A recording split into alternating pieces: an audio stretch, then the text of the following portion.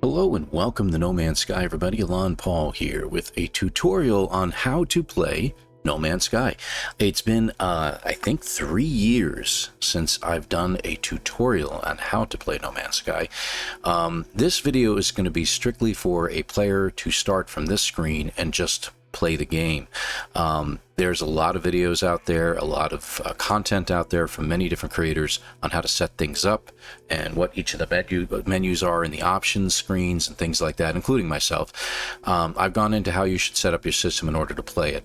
I have all of my settings set up so that I can play No Man's Sky for the settings on my computer. It will vary from game system to game system, whether you're on PlayStation, Xbox, you're on a PC, Steam. There are a ton of different settings you can set on this game. We're not going to go into the settings. We're going to go into some of the biggest questions I get. We're going to go into this. Some of the biggest questions I get from people are, hey, I'm new to No Man's Sky. Should I just go straight into this expedition, or should I play the game a little bit first? I'm always going to recommend that you play the game a little bit first.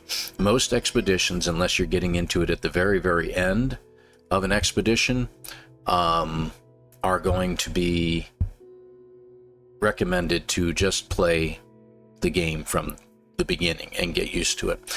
The game itself, in its main storyline, what most of us have known about No Man's Sky is called the Artemis storyline. The main story arc probably takes about between 15 to 20 hours to go through. If you really focus down, if you have a lot of ADHD, which most of us do, and you just love the nitty-gritty, the little details, searching things out and really digging deep into the lores and stuff like that, it can take a lot longer than that. But if you're just blowing through this in order to get to know it a little bit better, you need an episode like this that'll teach you, okay, there's the things that you need to worry about the most, and we're going to describe a few of the things to you that you need to do. So some of the biggest questions that come up are, besides, do I just go straight into an expedition, or should I go ahead and play the game straight? I always recommend playing the game straight. How you choose to do so is up to you. Now, obviously, we're going to go straight into play here, and I'm going to go ahead and do that now. I'm going to choose a new game, of course. And you have many different options here. Obviously, here, at the point in which I'm recording this, it is June 15th. It will be also stated in my video that this was recorded on June 15th of 2026. That there's an expedition going on. And as you can see, it's got weeks remaining. We've got a month and a half of this. You don't need to jump into it right away. It's not going to get you where you need to be. But you do have other options here. You have the normal mode, you have a relaxed mode, a creative mode, and a survival mode. In some games, and I'm not going to tell you which games they are, jumping into a creative mode, explore, create freely, no cost, no damage, no limits. Yeah, but there's also no storyline. It doesn't walk you through how to play No Man's Sky. It just drops you on a planet next to a ship, and you just go for it. Not exactly the game you're looking for. That, I would suggest, creative is a great game to get into when you already are familiar with No Man's Sky. You just want to build things out. You just want to, have some fun and explore and not have to worry about battling and everything like that. Okay, great. You can go relaxed if you wish. I don't think I've ever played a quote-unquote relaxed style game in the entire time I've ever been playing No Man's Sky. I have done a survival mode where, as it says there, it's more hazards, smaller inventory, and increased costs involved. And then finally you have your normal mode, which is just the normal setting for No Man's Sky. I recommend doing normal mode for anybody out there who has never played No Man's Sky. All right, that said, is there a permadeath mode? Yes, there is. You can go into custom and you can change your gentle playthrough of normal or relaxed into a permadeath setting. In which case, if you do die, you lose the save and you lose everything. So keep that in mind. It's not for the unfamiliar, those who are unfamiliar with No Man's Sky. It's not for you yet. It is good to get another save going and do a permadeath run. There are achievements to be made within a permadeath run that are very, very cool to get. But at this time, we're not going to worry about that. So we're going to start the normal game and we're going to talk about it. And we're going to go through some of the storyline along with this until we get up to a point where you've got your ship, everything's ready to go, and you can start exploring the universe. And we'll go a little bit further than that, and then we'll call this episode done. This episode, at the time I'm creating it, we're already 5 minutes into it. At the time I'm creating this, I have no idea how long this episode's going to be. But I only want to do this in one episode, beginning to end. Some folks will say, oh man, if you just give me a 10-minute version of this. There are 10-minute versions out there. There are many different creators out there that will give you the 5-minute, the 10-minute, the 15-minute versions of this. I am not one of those creators. And anybody who knows me knows I am not one of those creators. I'm in it for the long haul. I'm in it for the long-winded TLDRs. You go have fun with this. Enjoy it. Bookmark things in here. Note certain time frames that you can come back to that will help address issues that you just weren't sure of. That's what I'm here to do. So let's go ahead and choose normal, and we're going to go ahead and get started. And as you can see, it just starts the game and runs right through it. You are currently going through what's called the Euclid Galaxy. Each one of those dots on the screen is a star system, is a sun with planets around it. Could be anywhere from 2 planets to 20. No, maybe not that many. It's about 6. You can have 6 bodies around each star. They can vary between a gas giant with a bunch of moons. They can be a star with 2 planets. They could be a star with a planet and a moon, various moons, things like that. So whatever the count's going to be, it's always going to usually add up to 6. All right, so let's go ahead and get started.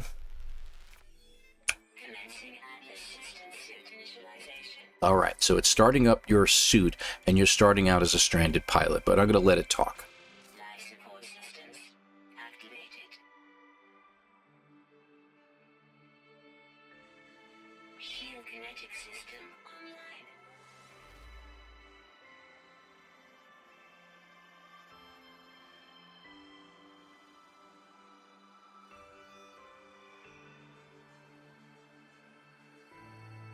Almost done.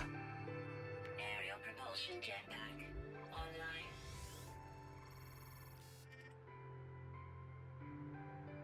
Multi-tool and mining laser attachment operational. And here we are. Initialization sequence complete. Okay, so we're starting on a planet called Bedfordo. It's in that system, and it's currently considering us to be a first contact. So that means no one has ever discovered this system before. I'm getting a kick out of the fact that we've already got something in the distance there that I'll explain in a minute. So right now it's telling us that our shields are falling, okay? And it says to do a scan.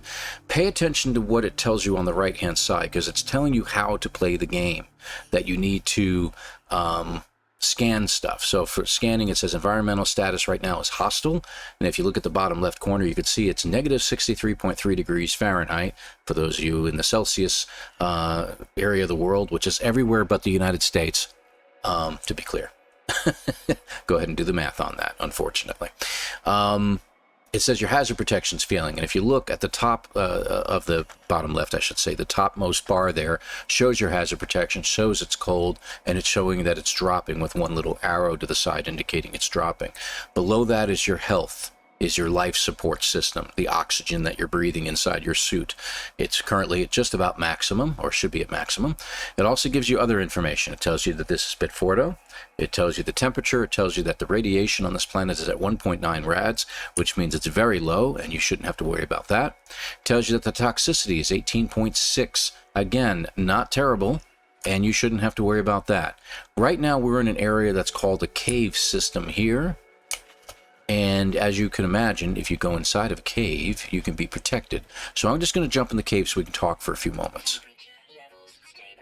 Caves will help you to stabilize your system without adding anything to your suit or to your hazard protection. So let's talk a little bit more about that box on the right that it was just up there. It tells us that we need to use our scanner in order to find what we're looking for. So use the scanner to locate resources. Select the scanner repair mission in the log. Now, if you hit the escape button on your keyboard, if you're playing on keyboard, not sure what that key relates to on any of the other systems, you'll have to find that. You'll see that multi-tool repair scanner is your secondary mission. But secondary missions can have a big impact on your primary missions at the top. The primary missions will basically get you along the way. But if you read this, it's telling you a story. who's the character that you're playing? What's their name? What are they doing here? Where did they come from? It actually is a deeper storyline than a lot of people will attribute to most games. Find myself alone on a strange world. Did I just lock up? Nope. Okay, I'm sorry. Something just happened there. Probably in the background. I found myself alone in a strange world, unequipped and in danger. I have no memory of how I got here, no sense of it before. My exosuit, the suit that you're wearing, at least seems to know what it is doing, and I'm not dead yet. So, that's the main story. So we're alone on a world. We don't know who we are, what we're doing. We're really unequipped, but we know enough that we're aware of our surroundings and things that are going on. And it's not a very nice world right now. It's cold, obviously. Our secondary mission talks about multi-tool repair scanner. Repair and the damaged multi-tool scanner. Test and repair multi-tool systems. The multi-tool is a critical piece of survival equipment. I agree with that. Use the scanner, the letter C on my keyboard, to locate nearby resources for life support hazard protection systems. So if I select this, it is now the main mission that I'm working on, of course. If I'm to locate resources I need to fix my ship, I'll need to first repair the scanner component of my multi-tool. Use ferrite dust to repair the scanner. Gather metal from mineral deposits. Use that button on your mouse to fire the mining beam at nearby minerals. Systems are repaired from the inventory tab.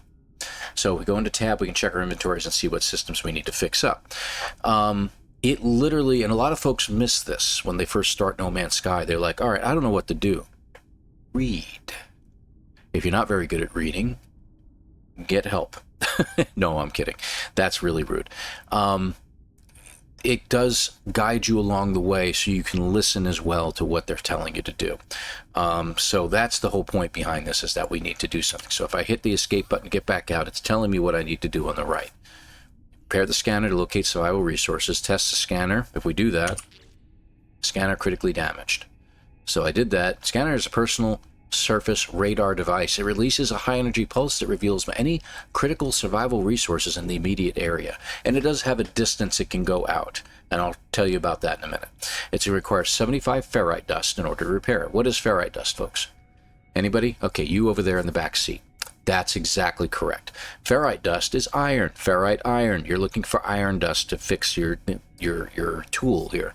Now, you're not going to find a glob of iron sitting on the planet, but what we will find is you'll find rocks. Rocks contain a source of ferrite within the rocks themselves, and that's what we're going to try to do. Some rocks have a secondary resource you can get from them, so it's usually a good idea to analyze those items. We'll get to that in just a moment too. Let's go over our inventory real quick. So I'm going to hit that tab button that it was talking about. Here's your exosuit. You see you have a limited amount of inventory, and you can see these blocks here on the sides. These are all potential inventory slots that you can get later on. I got one in the middle that drives me nuts. I hate when they do that. Anyway, this is potential inventory slots. If I scroll up and down, that is pretty much it. That's all the inventory we have right now. But we can build this out to a great many slots later on down the road. That said, don't be surprised. You're going to get so many slots, you'll be like, oh, I'm never going to fill this up. Ha ha ha. Yes, you will. Trust me. All right. Technology is the same way. If you look up here, it's 10 across, 3 down. You have 30 potential technology slots, but you start off with 10, and that's all you get. So you're limited to the amount of technology you can put in your exosuit. Can you end up filling this out? Yes, you can fill out all 30 guaranteed, and you get additional slots later on as well that you can add into this, and it can expand further. So yeah, there's going to be the potential that you're going to have a lot of inventory that you'll put up here. No, lots and lots of technology. The 3 main technologies you got are your jetpack, so make sure you don't break that. If you break it, you're going to have to repair it. You're going to need it. You have your hazard protection. We're just talking about that. I'm going to pick it up with my E button. I'm going to move it over here and leave some slots around it in case I get something that can upgrade it. I'm going to do the same thing to my jetpack and just put it so that it's got some slots adjacent to it that will increase its potential and its power. Same thing of your life support. You can see it's already dropped to 99%. As you walk around and you utilize your jetpack, and your bursts of air from your jetpack will utilize the air that's in your life support. So it will drop. It's not going to be as rough as, say, in permadeath mode or something like that, but it will still drop. You'll have to keep an eye on it. There are resources you can get that will help build that back up.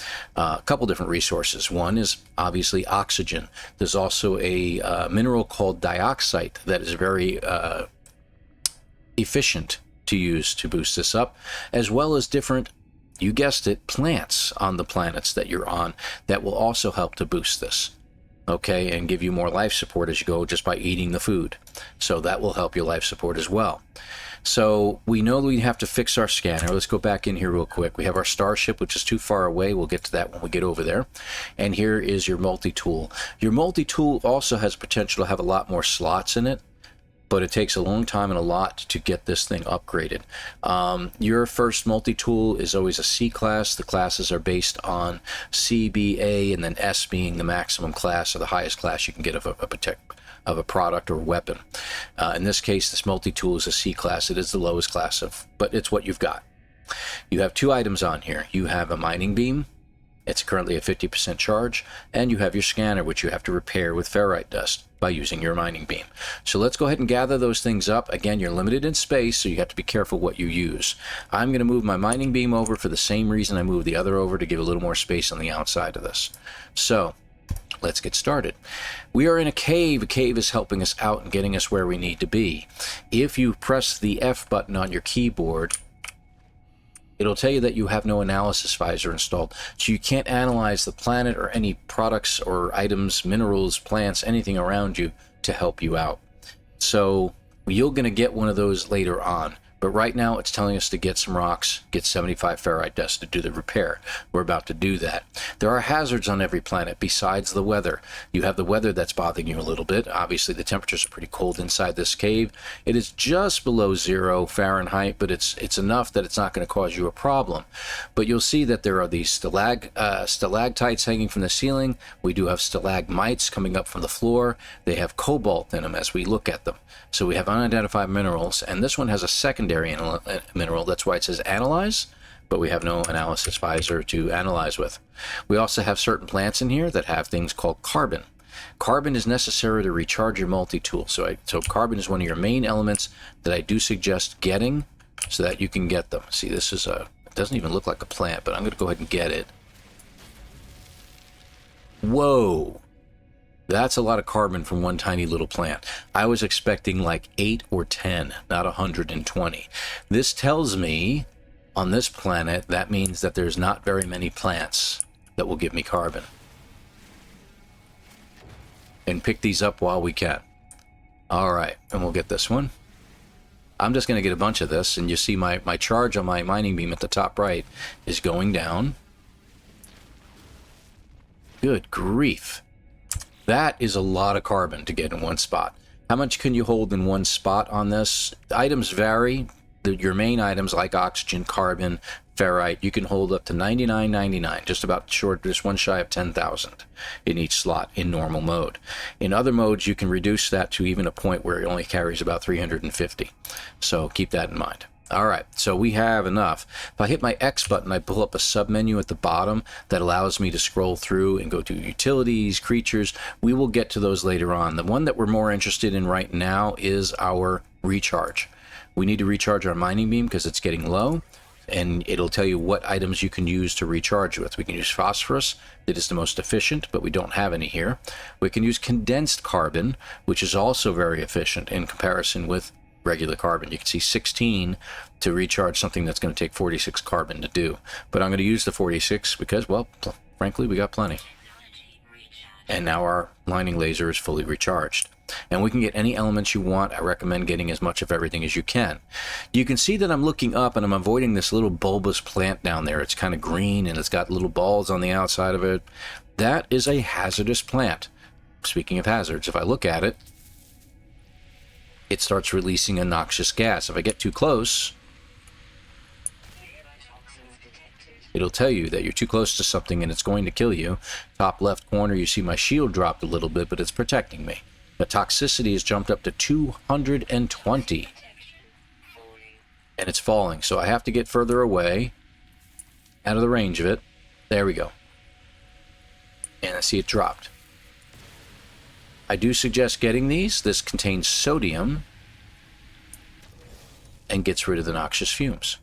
Plus, you get a little bit of sodium on the side to help things. What's sodium good for? Well, we're going to get to that in a minute, too. So gather what resources you can, and I always recommend gather whatever resources you come across as long as you can keep your multi-tool powered. But if you look at the top right corner, you see there's a bar moving across. That is your heat that it's generating. And the higher it goes, your mining beam will actually change color. It'll go to yellow, and it's going to go to red, indicating that it's overheating. At its red, it's its most efficient, and it can really take things out pretty quick. But if I let it go completely, watch what happens. Heat warning, heat warning. Overheated, and it dropped right back down. Now, these stalactites and stalagmites mostly carry cobalt. You will run across some that do carry other items, like this one is carrying silver. I'm going to go ahead and grab it anyway. We don't really need it right now, but I'll go ahead and grab it just for the sake of grabbing it. And I'm going to grab this cobalt, and we'll show you what we'll do with it later. And I'll grab as much carbon as I can get as well, since it's right here. I may not come across caves very often, but I'm going to grab this cobalt. Oh, one of those things gave me a crystal. So one of the stalagmite at the bottom of the there gave me not only cobalt, but gave me this geode. And if you open it up, it could give us more cobalt, or it might give us something else. In this case, it gave us more cobalt. So we got extra cobalt out of that just by opening that up. The geodes and those little crystals you get don't really do much more for you. So each one of these guys will contain one of two things. Either it'll be sodium or it'll be oxygen. So these hazardous plants are very handy to get, and you're going to need oxygen later on. And you're also going to need sodium, so get as much as you can. You're going to run across other things that'll give you this, and other plants that'll give you oxygen and sodium. But for now, since we're in a protected atmosphere, I'm going to go ahead and grab as much as I can from all these plants because they're here. You see how fast it's going through them. But if you can hold the button down, release it for just a moment, you won't overheat, and you can keep it at its highest efficiency. Oh, there was a rock down there that gave me ferrite dust. Look at that. Alright, so how much more do we need? At the bottom right, it's telling us our count. So any one of these rocks we come across, we can pick up, and it'll add more to our ferrite dust count. We just are fortunate to happen to be some rocks in here. So I'll go ahead and grab those. So we got a bunch of cobalt. We've got some sodium. Sodium is good for recharging your hazard protection, so grab that when you can. Ton of carbon. That is fantastic. And oxygen is used to recharge your health. You can either do it that way by picking it up and dropping it in there, or you can go into your menu here and hit this and scroll over and select your charging life support, and it'll tell you what you can use to charge it. You can also make life support gels, but we'll get to that later. All right, working our way back out of here. There's also a plant in here called cave marrow that you can pick up, and you can use your mining beam on it just like anything else. All right, so when you select that, you see it tells you something about it. You know, a glowing organic bulb. It tells you all about the plant and what it can be harvested by hand in the wild, like we just did. It doesn't have much value. That looks like a lot, but trust me, it's not. And you can move it and stack it. But one of the main things you can use it for is if you can refine it later, it turns straight into sodium. So 20 of these marrow bulbs will turn into 20 sodium. Some of them have ratios like that of a 1-to-1, and some do not. So keep that in mind. All right, it's time for us to venture out into the wild. Your starter planet will never usually have creatures that will hurt you or injure you in any way. We're using our jetpack to get our way out of here, and you can try to scan these creatures, but they're not really going to do anything more than run away, as you can see. But we need more rocks, so we don't know where we're going. We're going to choose these things. These look like rocks. I'll go ahead and grab them. I don't know what that is. That's ferrite dust too. Look at that. These big icy-like formations. So I'm going to grab that as well. Since they're bigger and they take longer to get through, they might give us more. But we're almost up to 75 now. We're at 69. We need a little bit more. You notice my hazard protection is falling, but not by much. These give us carbon as well. How much do they give us? Nowhere near as much. Gives us 20. So you see what I mean about that? Some of the plants don't give you as much. Your best option is to drop into a cave. All right, looks like we have enough ferrite dust, and it's telling us that we need to repair our scanner. Okay, So if we go in here, repair the scanner, we select it, and we can just give it the ferrite dust. And it's going to kick us out. And there we go. Now it's telling us to recharge our hazard protection. Now it said to scan and locate sodium, but we didn't get a chance to do that because we found some. So if I hit the C button, it does a quick scan of my environment. I can look around. It tells me I've got oxygen over there, and Na is sodium. That is the, you know, the old chart of elements, elemental periodic table of elements. You know that Na is sodium, or salt, if you will. And if you look around, you got H for hydrogen, or in this case, dihydrogen. And I don't see anything else at the moment. Okay, good, good. And that's it for now. So we're not going to worry about anything else. Sometimes you can find condensed carbon nearby. And after a little bit, the emblems go away, as you can see. So they only stay up there for a little while. So now that we have sodium, and I'll show you the sodium plant real quick. Let's go on over here. This is what a sodium plant looks like. I'm going to run over, and I'll do the rest later. It's a little yellow plant that looks like this. And all you have to do is hold down the E button to pick it up.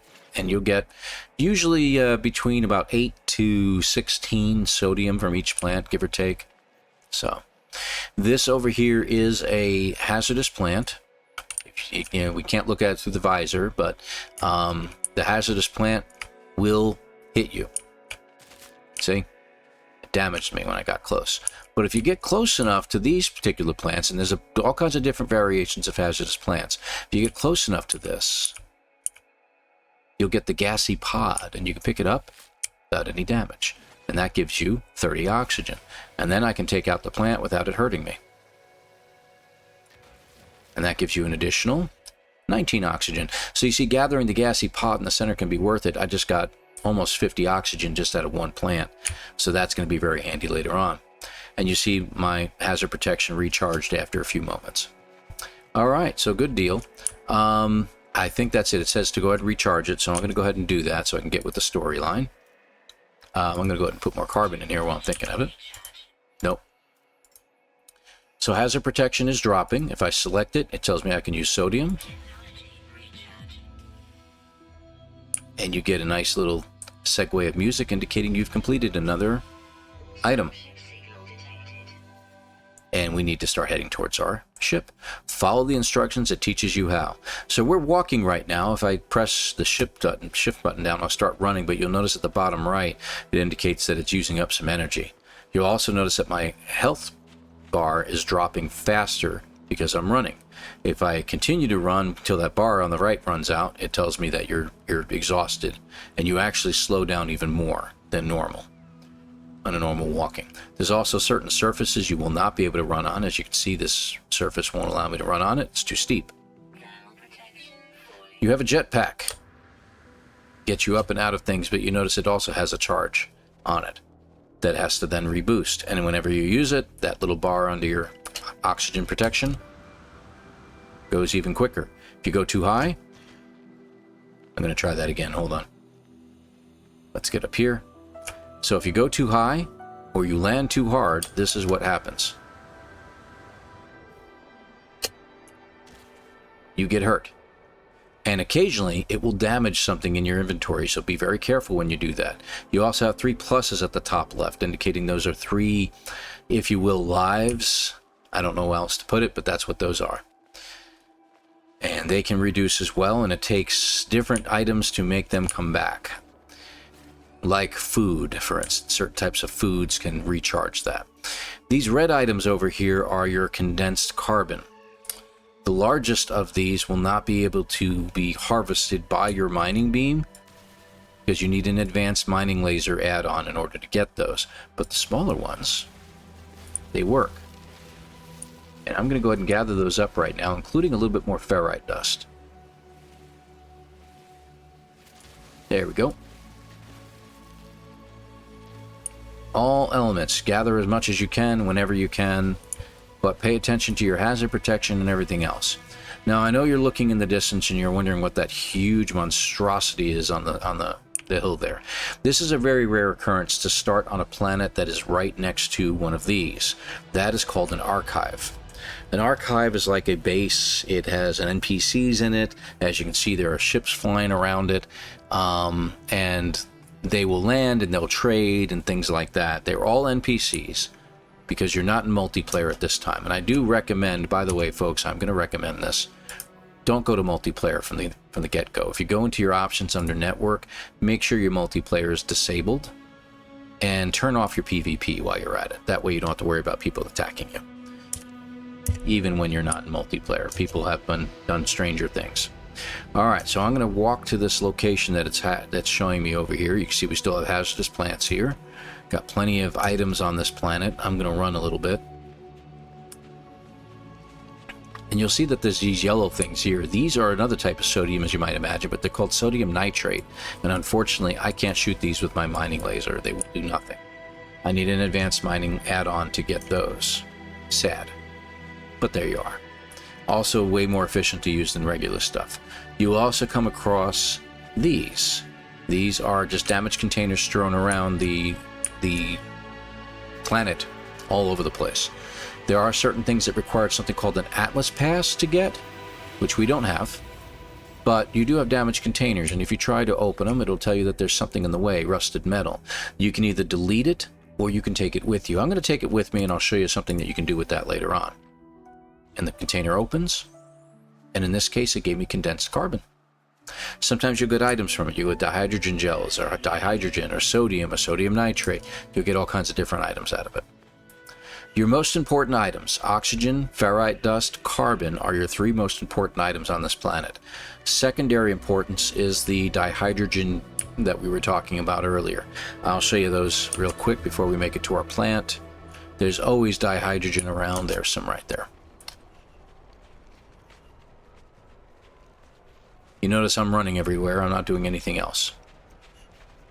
Oh, we got some condensed carbon too. I'll go ahead and grab that. I'll get all these because this is good stuff and it is something that you should do, and I'm showing it by an example. You notice that there's different containers here. We have this one, which is the same. I'm going to grab the rusted metal again. And this time it gave me dihydrogen, but it's not going to give me much. It'll give me, less than 10. It gave me 6. You've also got these little red containers that you can open anytime you want. That gave me some oxygen this time. And you got this. This is a life support container. So if one of those pluses goes missing, you can pick one of these up and it will increase your health. It'll get it back to maximum. Just one block at a time. So these are dihydrogen crystals. We gather them with our mining laser. Yes, the animals do not like your mining laser. You can hurt the animals with your mining laser. See? See? Don't recommend it. They will sometimes attack you. And some of those animals can do a lot of damage, so you have to be careful. Alright, so we got all these crystals. There we go. And I think that's it, right? So we got dihydrogen in our inventory now. There we go. Right there. Dihydrogen can be used in a great many things. It says Starship launch fuel is one of the things, but it can also be used to make life support gels. That's these things here. To make a life support gel, you see it requires carbon and something called a dihydrogen jelly, which you see over here. If you make a dihydrogen jelly, like that, you can now make a life support gel. So if you're having trouble finding oxygen on a planet, you can make one of them with dihydrogen. Dihydrogen is plentiful on every planet you can ever land on. Even airless planets with no animals or anything else on them. You can find that there. The beauty of getting rusted metal is that if once you are able to build a refiner, you can turn rusted metal into, you might imagine, ferrite dust. And it is at a good ratio of 1 to 2. So for every 1 ferrite, you get one rusted metal, you get 2 ferrite dust. So it is very efficient and can really add up in the long run. So we picked up everything over here. You still see our plant over there, our ship over there. These little plants here are called deuterium-rich plants. They give you a boost to your jetpack for unlimited for a temporary period of time. Unlimited boost for a temporary period of time. Oh, this one had rusted metal in it too. These damaged machineries I recommend getting. They will usually give you something called nanites, and we'll get to that in a minute as well. You can also get upgrades from those on occasion. You have plants all over the planet. These frozen tubers, if we harvest them and highlight them. See, it gives me 5% life supports for every one I eat. You see my life supports going up. 100%. So those are the plants that you look for on a planet like this. So we've made it to our ship, as you can see. This is the starter ship that everybody gets, called the Radiant Pillar BC-1.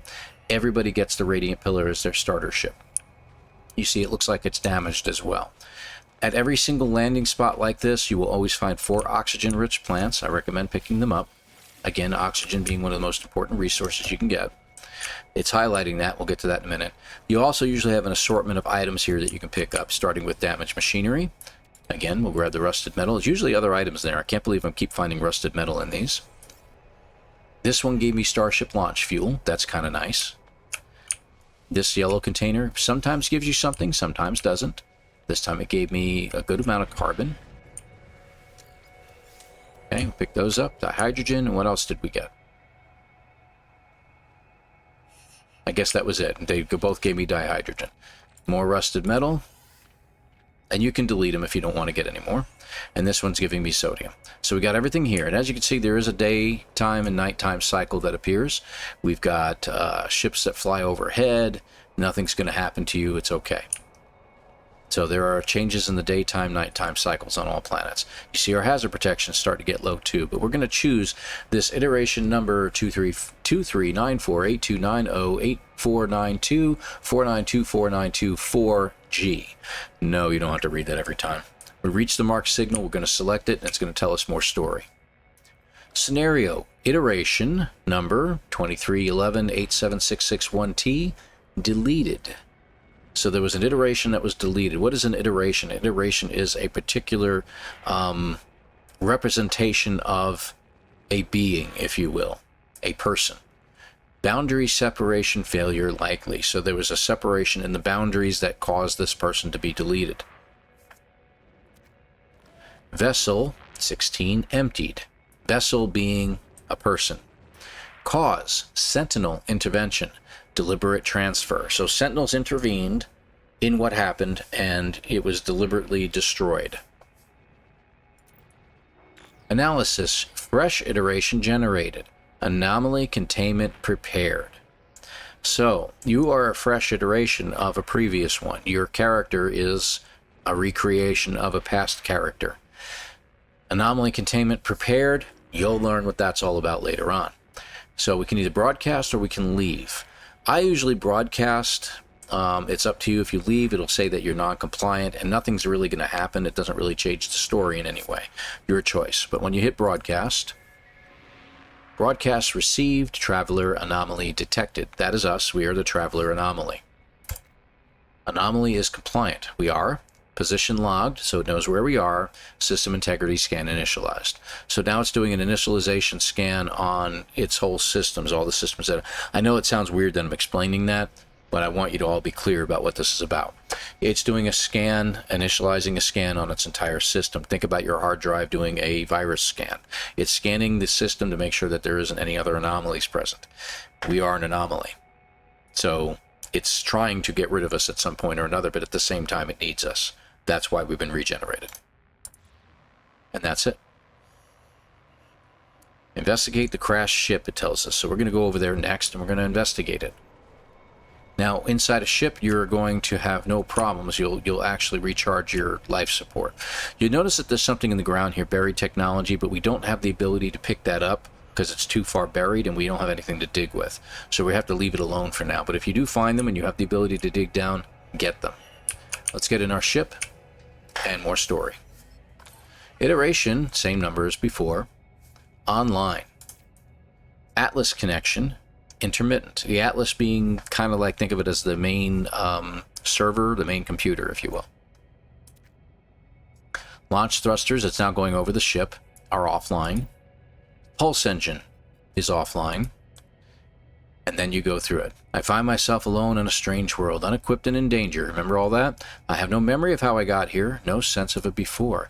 But this ship at least seems to recognize me. The controls react to my touch, or at least to that of my exosuit. I'm not dead yet, and this ship is a lifeline out to the stars.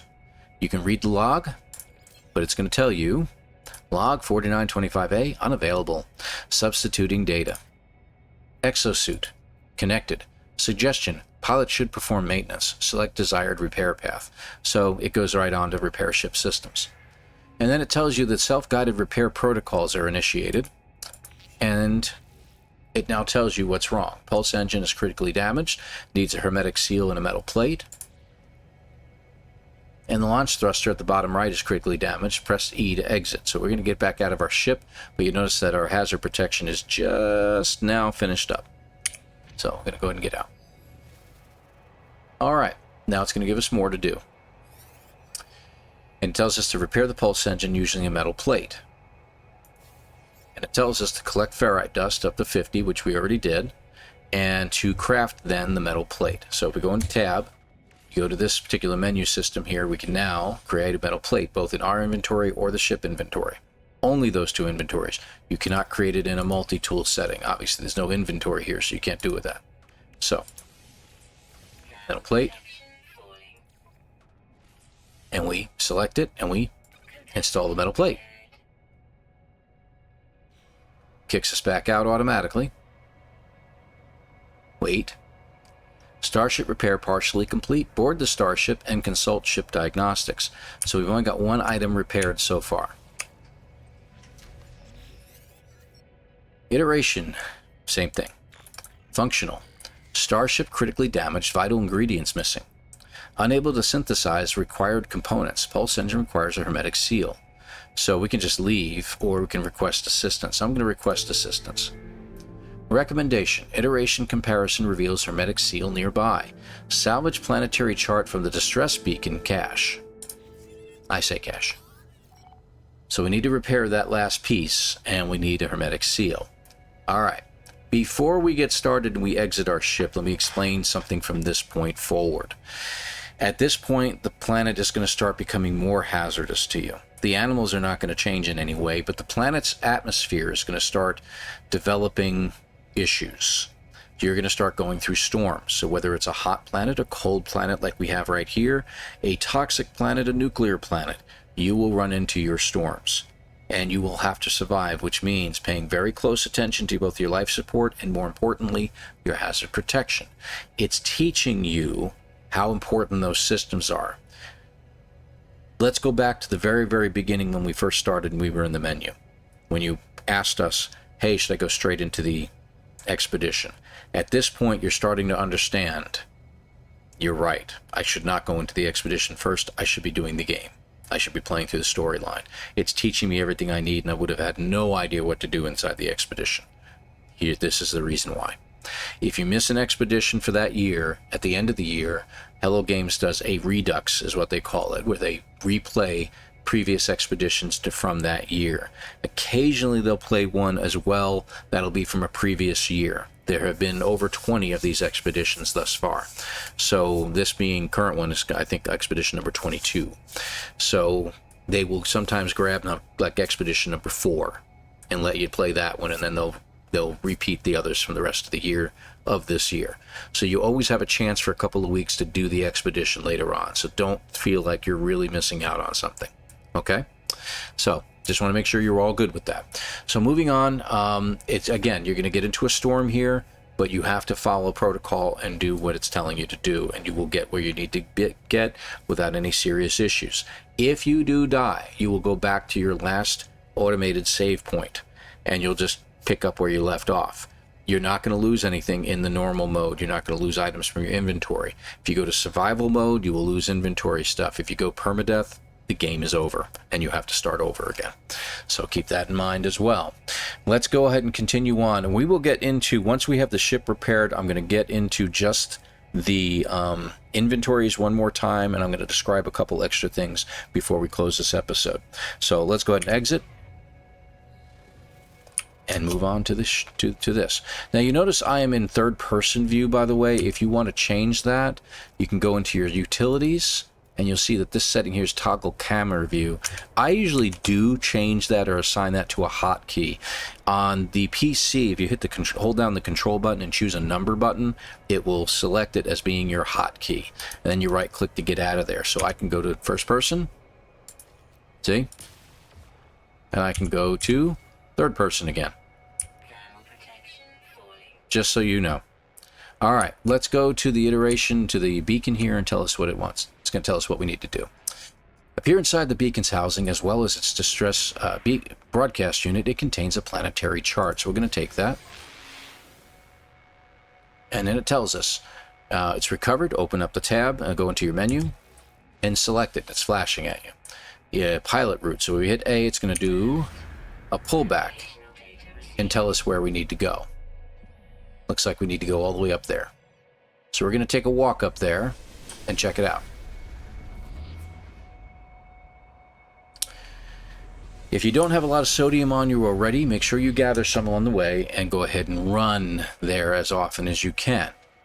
You can also use your jetpack to get places, but you notice you go about the same distance with your jetpack, but you can also do something called a thrust. So if I hit the Q button on my keyboard, you shove your elbow into something. It is very handy for plants or elements. Let me run over here and I'll show you. If I hit an element with this, see, I can break it down. Okay, that's what its main purpose was. But we're also finding that if you use it in conjunction with your thrusters and use your jetpack, you'll go forward at a greater rate. So that is the thrust jump. And it is a way to go a little quicker across the countryside. Just don't go too high off the ground. And there's our storm. And you notice my run juice just ran out. I call it run juice over there, but my run got down into the red zone, so you got to be careful of that. I'm going to pick up some sodium. It tells us that a storm's approaching. Our temperature is currently negative 63.3, but it's going to start dropping, and I'm going to show you how cold it can really get on one of these planets. Just started dropping, so the storm is upon us. You notice that storm, by the way, at the bottom left, it has 2 arrows now, and it's getting colder and colder and colder. It will bottom out eventually. And now we have 3 arrows indicating it's dropping even quicker. And you see the bar, you can physically watch it drop. Looks like we've stopped at negative 135.3, so it's cold. One of these is above ground.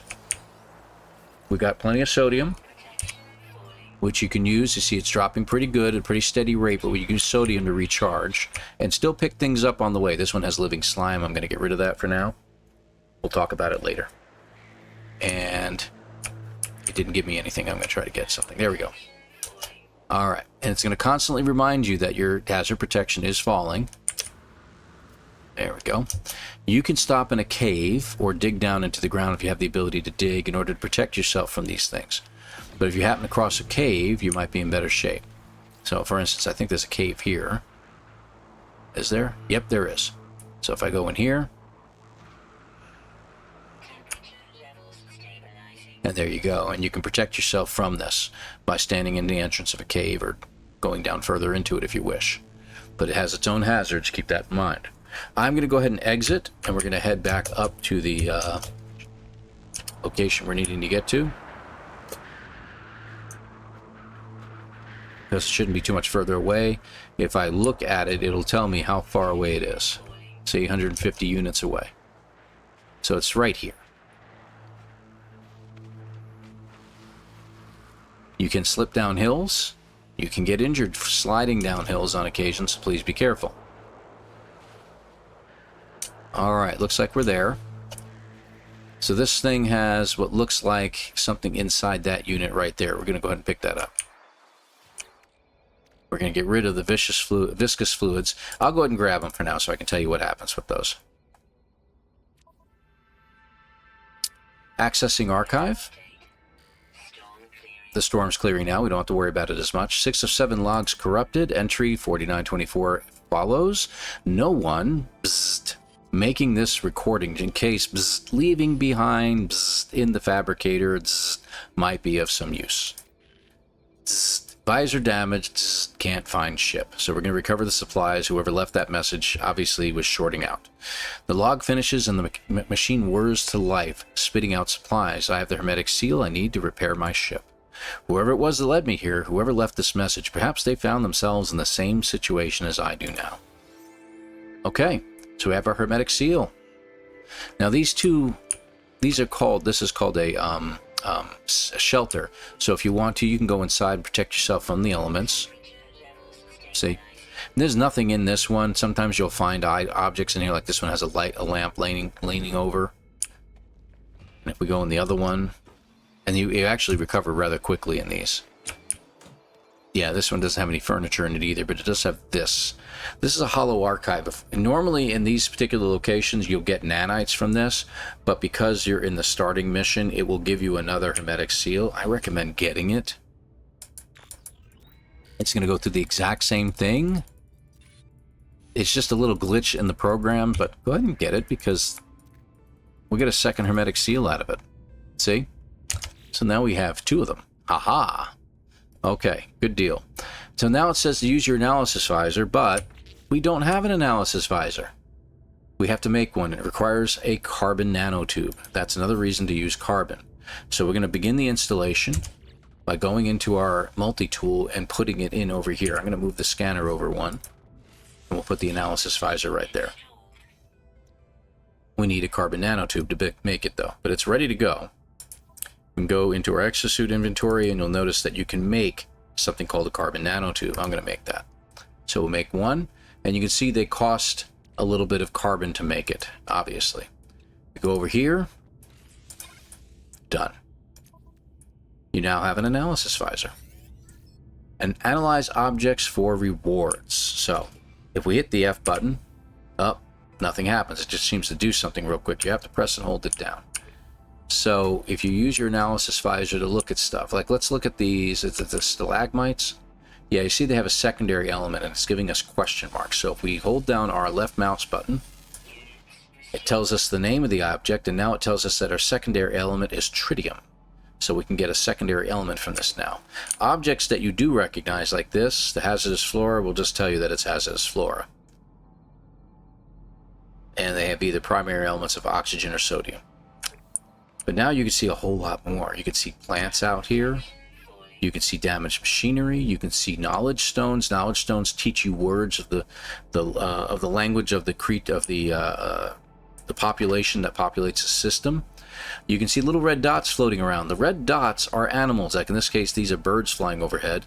And if I select them, when you get a question mark, you press and hold your button down, and it'll tell us what it is, and we get 1,000 credits for it, for looking at those. So same thing with these animals. They're nothing right next to me, so I'm assuming they're further away.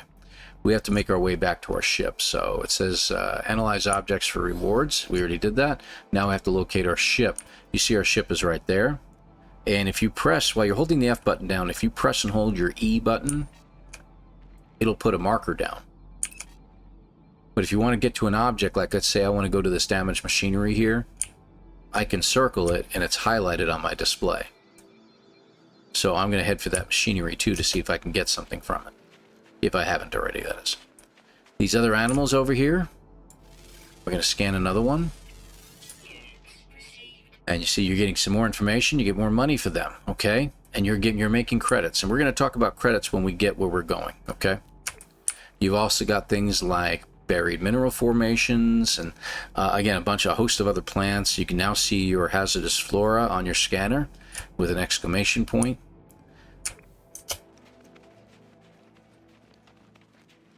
And you can scan other animals like this one here, but you don't have to stay on the animal. Once you've got it highlighted, you can look away for other animals and you'll still get it. See? Alright, good deal. And if you look at the bottom right corner, it'll tell you that we found 4 of 7 creatures on this planet. If we get all 7, we get a bonus. So I do recommend doing it early game. It's a very important thing to just try to find all the animals on every planet you land on. And if you get frustrated, you're not finding everything, then don't. And if you have to, hit your right clicker, you can zoom in on an animal. So there's another flying one up here. I'm going to go ahead and zoom in on him. Got some other animals out here. Look at that spider looking thing. I'm going to go ahead and scan him. Okay, and that should give us 6, I think. 6 of 7. Now if we go to our escape menu and you go to discoveries, here's your planet you're on right now, correct? So you have flora that you can scan, you got minerals you can scan, but the fauna is the ones you really want to look at. So you see 6 of 7 discovered, and if I select it, it'll tell us what 6 creatures I discovered, and that there's a 7th one. There's a rare animal. It's underground, but it's always active. So anytime we're in a cave, look for any animals that might appear either in the cave or at the cave entrance, or very close to the entrance of the cave, because that will give us the last animal we're looking for. And you see we get 1,750 nanites. Nanites are hard to come by, but we'll talk about units, nanites, and quicksilver in a minute. So do scan all the animals on a planet. It really gives you a good bonus early on. So we're going to head towards that thing that we found. There it is, the damaged machinery. Let's check it out. This one has viscous fluids again. We'll go ahead and grab that. And it gave us more nanites. Usually about 30 is about the average you get from those. But I like to early game pick up every single item I can along the way. I got some more carbon out of those. That's great. I use the jump thrust as often as I can, or thrust jump, depending upon how you want to word it. I need more health, so I'm going to grab the frozen tubers and eat those. Where'd they go? There they are. There we go, 100%. Hello, buddy. Those guys would probably be dangerous if they got angry at you. So I don't recommend running into them or shooting them. I'm going to keep running, and every time my jetpack charges, I'm going to go a little further. Whoop. Okay, good deal. Ah, here's something you don't run into very often. These crystals that are floating in the air are actually awesome objects, but you need an advanced mining laser to get them.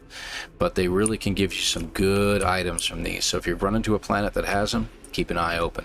Another thing you can do in your analysis visor on any planet, if you look through it at the top right, it'll tell you your current location and coordinates of X and Y, with a negative and a positive depending upon which hemisphere you're in. Those are very important to be able to find things later on. Very good. It also tells you the current time. So right now it's closing in on noon, so you know what time it is there. It also tells you what available resources you've got. We got ancient bones as a special resource in this planet. Ancient bones will usually have a yellow icon. I thought I saw some earlier, not those, that look like bones, but it's hard to see against the white backdrop. There it is. Nope. Yeah, there it is. Vigilant stone, but there's actually a yellow one. There it is. Fossil bed. So you can find fossils on this planet and dig them up, but that's for another episode.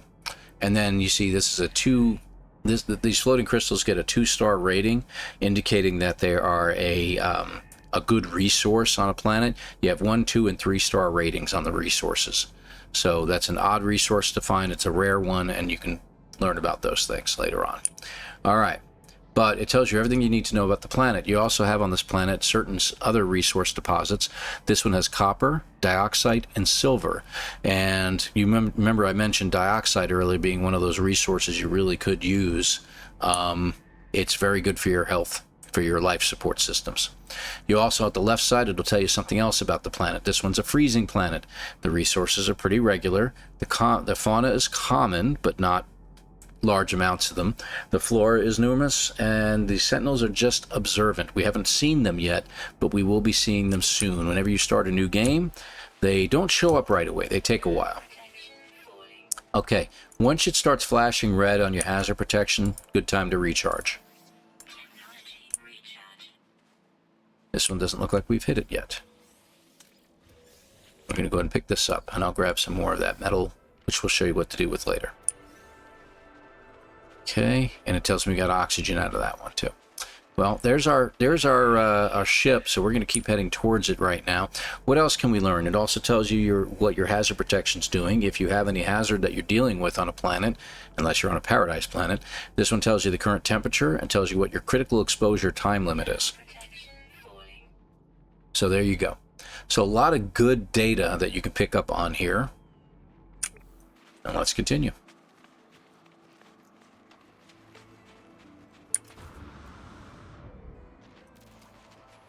So we're just about back to the ship. And here we are.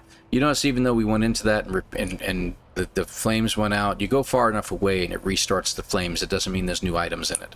They do not repopulate. All right, so we're here. Repair the pulse engine. We need to use that hermetic seal. We're going to use one of them. Okay, so our pulse engine's done, but we still got some flames. Why? Because we need to repair our launch thrusters. So it's going to tell us our next thing. Launch thrusters critically damaged, requiring pure ferrite and a dihydrogen jelly. We talked about that one earlier, the last one. It tells us to construct a portable refiner to process pure ferrite. So there you go, repair launch thrusters, and we need a dihydrogen jelly first. So it wants us to do that first. So let's do that. We need to collect dihydrogen. We need 5 more. If we do a scan again, look for an H, and look for the closest H you can find. All right, there's some right up there, right at the top of that hill. Let's go over there. What do these hold? These are carbon? Oh, they give us a good amount of carbon. What's the secondary elements? Check that out. Condensed carbon. How nice. I will grab that. And so you've got 5 condensed carbon. The secondary element it gives you, it doesn't give you much of, but it does give you some. Okay, we're not just gonna gather the 5 it requires. Gather everything you can. It's kind of an ADHD thing at first, that you think that you might just be gathering it because, you know, I'm trying to give in to something here, but the point is that you're going to need them later on, so you might as well grab it now while you can. Later on, you don't have to grab it. You're going to have 2 stacks of dihydrogen in your inventory, and you'd be like, I don't need to get any more, you know, or I left it back of the ship, so let me just grab enough that I need, and that's all I need. So, but for now, we are going to grab everything we can, and we're back. All right. So let's go ahead and make the dihydrogen jelly. Let me eat those up so I get my health back up. Go back to our starship, and now we can repair it with the dihydrogen jelly. So now it tells us the next stage. Eventually, give it a moment. There we go. We need pure ferrite. Construct a portable refiner, gather ferrite dust, 45 of 50. So we need a little bit more ferrite dust. I thought we had enough. Any of these rocks that we see on the... There we go. We got 50 now. Okay, craft a metal plate. We got a metal plate. What else does it tell us? Deploy the portable refiner. Now, something I want to teach you that it's not telling you.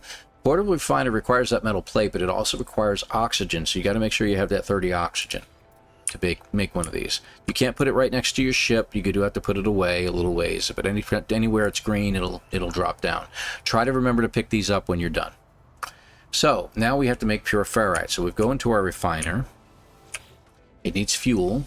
This is carbon or condensed carbon. If you put condensed carbon in, it is more efficient, and once you pick up the refiner, it turns it into carbon. So if you need more carbon, it's a good way to get it pretty quick. I'm just going to use regular carbon because I have so much of it. Okay, now we need to make pure ferrite. We need to gather more ferrite from small rocks. We only have 1 of 50. So let me go ahead and grab that just for the sake, but some of you guys who've been playing No Man's Sky for a little while know that I don't really need to do this just yet. And as I gather this up, there we go. We got over 50. I'll grab a little bit more. There we go. And we're going to put it in the refiner. There we go. So where's my ferrite dust? There it is. 66 ferrite I have right now. If I put it all in there, it'll make 66 pure ferrite. I only need 50, so if I drop the arrow down, I'm going to be efficient and just get 50. Doesn't take long. Certain items take longer than others to make and process. So there's my 50 pure ferrite. Now, why did I say I didn't really need to gather that? Because, remember I mentioned we picked up all this rusted metal? There's our 1-to-2 ratio. We can get 800 ferrite dust out of this. But you can see it takes a while. And it will begin and start it up. I recommend doing it. Turn that rusted metal into a resource. It's very good to do so early game. Later on down the road, you'll have enough ferrite dust. You'll have purchased it elsewhere, things like that, that you won't need to do this. But early game, go ahead and do it, because you're going to find you're going to need ferrite dust for just about everything you want to do. And this will need recharging again at some point. So, but we'll come back to it. All right, so we have our pure ferrite. We can now repair our launch thrusters. The flames went out. That means we're done. And what does it tell us to do? Starship repaired, launch systems online, all systems functional, pick up the portable refiner, and it tells us it's going to tell us to leave. Before we do, this is a good opportunity while we're waiting for things to finish up in the processor, the refiner there, to take a look at everything we've got in here. So your ship has main systems on here.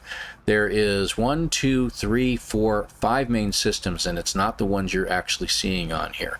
A few of them are correct. You have a launch thruster. That gets you off the planet. It can eat up fuel, and you can use your... where'd it go? Launch fuel to recharge that. Only use this when this gets down to 0 or below 10% or at a point where it says it can't launch anymore. Then you use one of these. Otherwise, don't just drop it in there when you're at 50%. Try to use your fuel efficiently. Pulse drive. Pulse drive is used to get between local systems, between planet to planet within a planetary system. It is very quick. It can be made to be quicker with certain upgrades. It can be made to be made more efficient with certain upgrades. You see, it requires tritium or pyrite in order to recharge it. We have a little bit of tritium on board to get us going. And we can drop it in anytime we want, leaving us with 20. So you can see that it uses quite a bit. Your next system that's just as important is your deflector shield. Shield strength is currently at 165. We only have the one shield. You can upgrade this with more add-ons to this of the same class as C, B, A, and S. Your fourth item on here are your weapons. This is your photon cannon. That's common with every single system that you might have. Every single starter ship will usually have at least a photon cannon on board. You also have a rocket launcher in this case as a secondary weapon. Again, it's a weapon, so you can use that. The early game, it's usually not a bad idea to hang on to this. I usually end up getting rid of my rocket launchers because I find I don't need them with stronger weapons that I get later on. So having one solitary weapon that you use on a regular basis is usually a good way to do your business. Finally, there's a fifth item that you do not see up here. It is your hyperdrive. That allows you to leave this system, go into the galaxy map, and go to another star system. That is a very handy device to have. We do not have it yet. As you play through the storyline, you will get it. Don't worry. Just go through the storyline. Don't try to jump ahead. All right, so that explains things in your ship. While we're still waiting on this thing to finish up, let me go in there and check to see where its fuel is at. I'm going to put some more carbon in there. You see it's still going. It's finishing up. We're 75% done. Let's explain at the top left what these are. And besides your name, you have your units, your nanites, your quicksilver, and I said I was going to explain this. Units are very important. Obviously, this is what we call the money in the game. This is the main money. This is what you purchase things with, ferrite dust and items in trade kiosks and stuff like this. How you can buy ships if you wish to have more than one. This is all with units. Units can increase up to about 4.25 billion credits that you can get here. 4.25 billion is the maximum you can acquire. But you will find that you're always going to need credits to buy something, and even with that many credits, you can blow through it pretty quick doing certain things. Nanites are a secondary form of currency in the game and are used mainly for buying upgrades. So upgrades, like if I get an A-class upgrade, it may run me about 280 nanites to upgrade this. Also, upgrading your ship's class or your multi-tool class from C to B, B to A to S requires nanites to get them, and quite a bit. If I want to go to a C, from C to a B, it's going to run me 10,000 nanites. B to A will run me 25,000 nanites, and A to S, even on the starship, will run 50,000 nanites. Now, as you develop more reputation with some of the other NPCs in this game, the Gek, the Vy'keen, the Korvax, as you develop more reputation with them and you get more familiar with them, they with you, and it gets better and better and better, those costs do drop. So it is a good idea to learn words and do missions for these NPCs. Building up a better reputation with all of them to even up to a maximum is a fantastic way to save nanites and prevent yourself from spending so much. The third one on here is called Quicksilver. Quicksilver is a very rare element to find. You don't usually find it on any planets whatsoever. You can sometimes find it by rare encounters in the heavens. by destroying something in the skies or in the space. You can sometimes get some quicksilver, but its most common way for us to gather it is through doing missions in something called the anomaly. You'll see weekend anomaly missions pop up for me every Friday night, and Friday through Sunday they have a special anomaly mission that will gather or gain you 1,800 more quicksilver. Usually most of those missions that are up there will only give you 400 quicksilver apiece. So it's good to do those missions, but you will run out of those missions. Once done, you can't go back to them, and once they're gone, once you've used up all the quicksilver missions for the day, you can't do any more that'll give you quicksilver. So that's it. And gathering it up takes some time, but over time you can get it. You can use that quicksilver as a third currency that will allow you to buy cosmetic items and other items for your ships, to bring things over that you really would like to have, but we can get that another time, and you'll understand how that's done. There's a quicksilver vendor in the anomaly that you can go to that you can spend that quicksilver on. So very good way to acquire new items and cosmetic items, base items, things like that. So rare items that you can only get through expeditions and stuff like that. So we're going to pick up our portable refiner now. Goes into our inventory, and as you can see, takes up a nice spot in here. Here it is, portable refiner. Good to hang on to those for a while. Oh, I mentioned the viscous fluids. Let me put this down for a moment. Viscous fluids are an item that you can acquire in No Man's Sky from certain items. So this, you can refine it. It's not good for anything else, but I can refine it into living slime.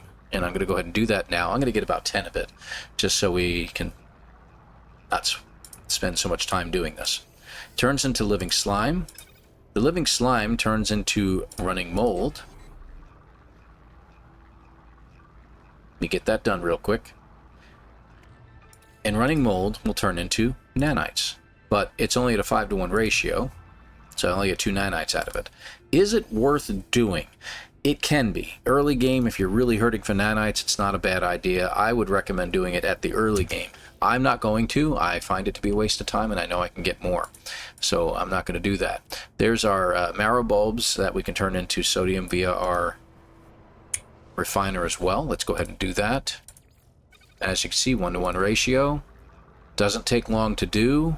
So it's a good way to get some sodium if you're running low, you can't find sodium plants, and you do have a cave nearby. Remember I mentioned caves earlier in that last animal? Certain caves will sometimes carry it, and once you get to that last animal, they're usually very, very hard to find. And I can't seem to find the last animal right now. Is this a deeper cave, or is this a very shallow? It's very, very shallow. There's nothing here. I doubt we're going to find another animal over here.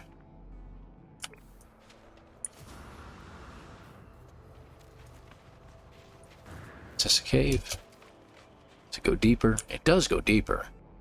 So we could check things out in here. See if an animal shows up. It would be pretty cool. And you can see through the ground. You don't have to be looking right at them just yet. So if you just look around and look for a red dot to appear while you're standing in a cave, sometimes you get fortunate and they'll show up. But bigger cave systems usually have a better chance of spawning the one animal you can't find. This is not a big cave system. And I would really like to find it so I can show you what that's like. So we're just about done with this episode, though. I don't want it to last too much longer.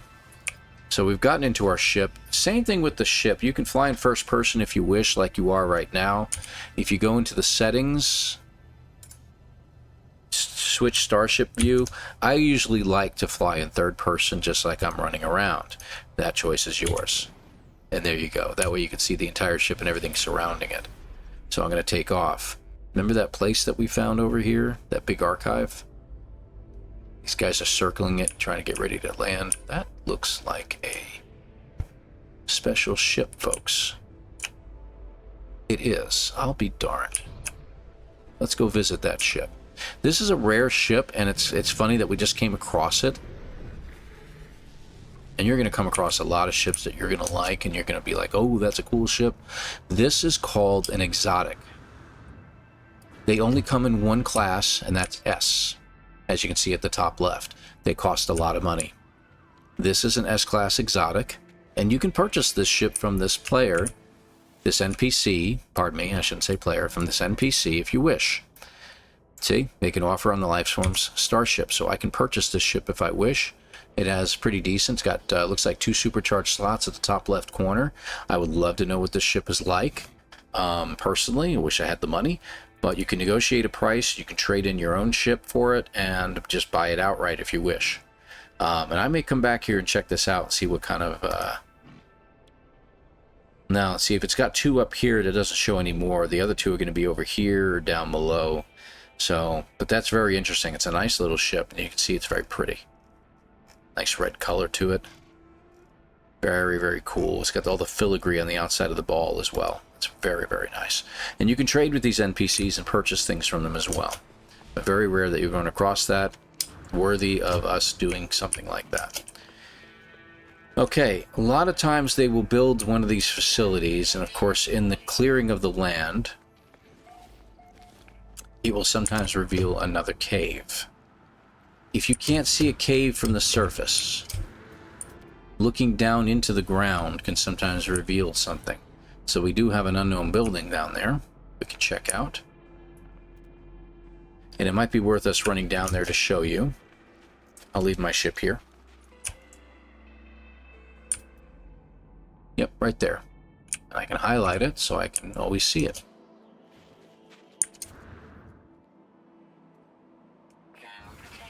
Don't land on the ground too hard, you can hurt yourself.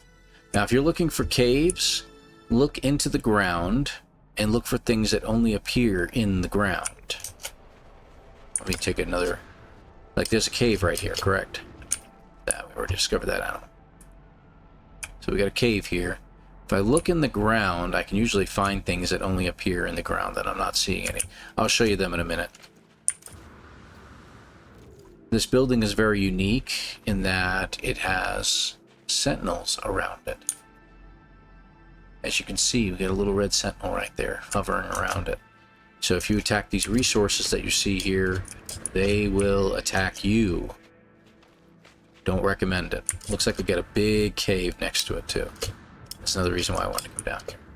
So this is a sentinel. They will attack you if you annoy them or you shoot at them. But as you can see, they're not attacking us. This is a peaceful planet, so for the most part, they will not touch us. So we want to go look at the ground. Let me see here. Is there anything in this cave? Of course, I'm going to find the one planet that doesn't have anything in any caves. There we go. Subterranean relics are present on this planet. That means it is in a cave, and we can go down there and check it out. Because this is such a big cave, there's a chance that the underground animal will make its appearance here. So I'm going to go inside. Temperature levels stabilizing. Yeah, it's not as big as I thought it was going to be. Well, maybe it is. No, not it is. No, it's not. So these particular items are they right here? Or below me? Let me check here. Literally right there. Let me see here. Oh, I didn't see them. Okay, there they are. There's your subterranean relics. You do have a light source, by the way, that's usually on when you walk into a cave.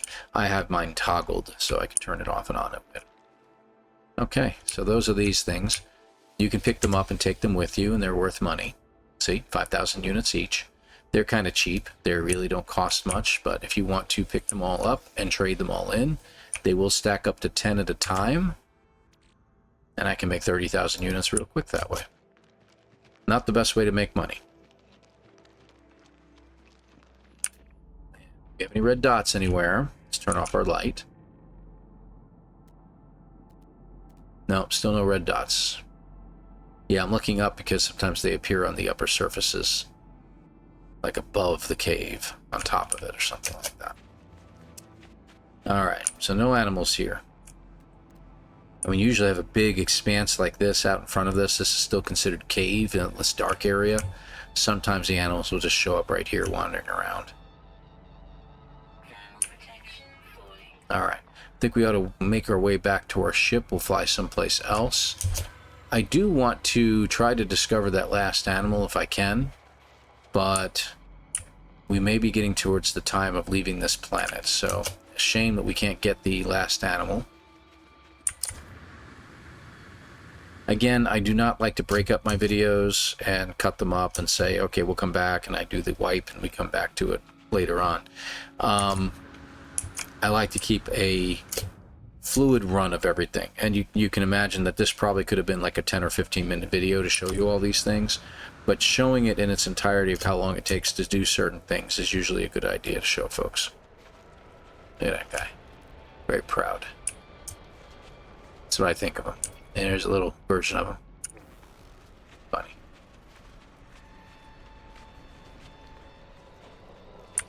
We can call our ship to us if we wish, by the way. Launch thrusters have to be charged up enough that you can call it. So if I hit the X button and I do summon vehicles, I can call my ship to me right here if I wish. But it will use up launch fuel. Especially if it's on the ground someplace else. But when you're on a landing pad, it won't use it. But because we launched on the ground one time, we are at 25% on our systems. And you look at the top right, launch thrusters are at 0. So now's a good time to recharge our launch thrusters with that launch fuel. All right. It is time to leave this planet. I'd love to find the last animal, but we're not going to find it today. You discovered this system. That's correct. We're in a Vy'keen system, high-tech, balanced. Conflict level is dangerous. So don't be surprised at pirate attacks on occasion. So it wants us to test our systems. We're going to do that until we find a new way to go. So we're going to hit the W, and I'm going to move forward, and it should turn into a 1.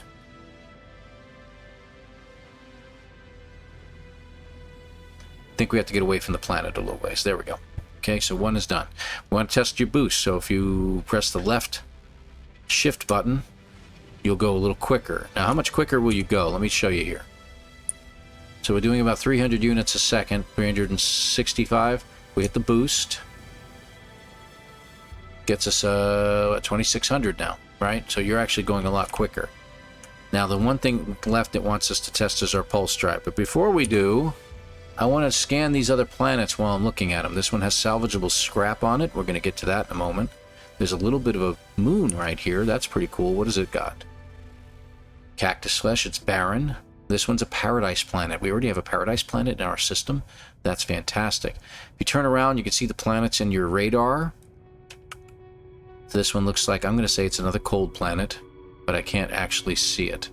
I have to get away from this planet. So let's test the pulse drive it wants us to test. Pulse drive, you can see, is just unlimited now, but you go pretty quick. Now, it's going to continue the storyline, so let's go ahead and do that real quick. And we're not going to do any more of the storyline at this point. Incoming transmission, source 4925B. Please identify yourself. I'm... Psst. We're going to identify yourself. You are not psst, alone. Follow the psst. The broadcast ends as strangely as it began. The final piece of the signal appears to be a set of planetary coordinates, so we get the input data, and it's going to take us, the little red emblem, to a planet. My recommendation, and it looks like it's taking us to the same planet again, my recommendation is to ignore that for now and establish yourself in the system you're in. We have another moon right here. Let's check it out, see what it's got. Okay, that's an acrid moon. It's got fungus on that planet, so it's going to be toxic. This looks very cold. It is an icy planet, frost crystals, copper dioxide, cobalt. So where do you think would be a better planet to set up on? Yeah, I'm thinking paradise planet. And it is exactly like it says. It is a paradise planet. You will have no storms here. Now, there could be creatures on the planet that might want to attack you, so you do have to be careful. You do have copper, paraffinium, another element, and magnetized ferrite, the third level of ferrite that you can get. But salvageable scrap is the thing I want to talk to you folks about. Early game, a lot of folks talk about making money. How do you make the fastest credits in there? One of the fastest way to make credits is by finding a ship called a Sentinel ship. It's in a system that's called Dissident. Matter of fact, I think I can show that to you right now. I can't go to hyperspace, but I can go into the galaxy map and show you what I'm talking about. See, if I go to a system, it's going to tell me I have no hyperdrive. But see, that system says Dissonant. The system we're in says it is a water system. Water, water, water. All these are water, right? But every now and then you run into a dissonant system. That means you can find a planet that has specialized crystals and specialized ships, and those ships are sentinel ships. Unlike other crash ships you can find that have damage to them that you have to repair, while this one is damaged and you do have to repair it to acquire it, all the inventory slots and technology slots are available to you that are available in that ship depending upon its class when you find it. It can also be expanded upon, but the ships are very valuable. Even the lowest end C-class ship will sell for 16 million credits, where the highest end S-class ship will upwards sell at 50 to 60 million credits. Usually those are the ones you end up keeping, though. So that's a good way to make money. The first time you leave your system, follow the path it tells you to go. Go to another system, do what it tells you to do in your missions, and then you can choose a dissonant system thereafter. If I go to this system right now, if my hyperdrive was installed, it will cease to be dissonant and will turn into a regular system. And the planet that I would have found a nice ship on will be eliminated or turned into a regular planet. So don't go to a dissonant system on your first jump. Go somewhere else. Go with the storyline. All right, so that's one way you can make money rather quickly. Now, quickly is subjective. You have to find a particular robot on the planet called a digger, or at least that's what I call them. Once you find that, you have to find one that contains what's called an echolocator. Once you destroy the digger, avoiding attack by the corrupted sentinels on the planet, and you have that echolocator, you then select it. It opens up a map and shows you a new location that you have to fly to. That new location is a camp. That camp, then you can go to the computer at that camp and it will give you one of two things. Well, it'll give you two things every time. Once you activate the computer by doing a small mathematical equation, it'll give you a new type of multi-tool that you can get. Very, very good multi-tools, mind you. Very, very good. And it'll also show you the location of a ship that will be located on the planet, someplace that you can acquire. My suggestion at that point is to drop a base computer down at that campsite so you can always come back to it. Because every time you get a ship and you acquire it and sell it or something like that, you come back to that base computer, go back to that computer that's on the in the camp. You can find another ship and another ship and another ship. Rinse, repeat, rinse, repeat. You can find multiple ships from that one terminal. Very easy way to make some money, but a little bit time consuming. What's the secondary way that you can find or make money? One good way that we've just started doing is finding yourself a salvageable scrap planet. Salvageable scrap is Corvette parts, and you may have heard of making or building your own Corvettes in No Man's Sky. That is correct, and you find parts on a planet, and you can acquire them this way by digging them up, or you can purchase them at a kiosk in any space station. Basic parts, and you can trade up other parts for those basic parts that you might find on planets as well to get what you need. But they're also very valuable, each one of these parts. So if you don't feel like building a Corvette yet, you can make a lot of money real quick with salvageable scrap. The reason I'm stopping my ship in midair is to show you this. This is an asteroid field. You'll come across them many times in No Man's Sky. One thing you need to power your pulse engines, as you know, is tritium. You're going to go through it quickly.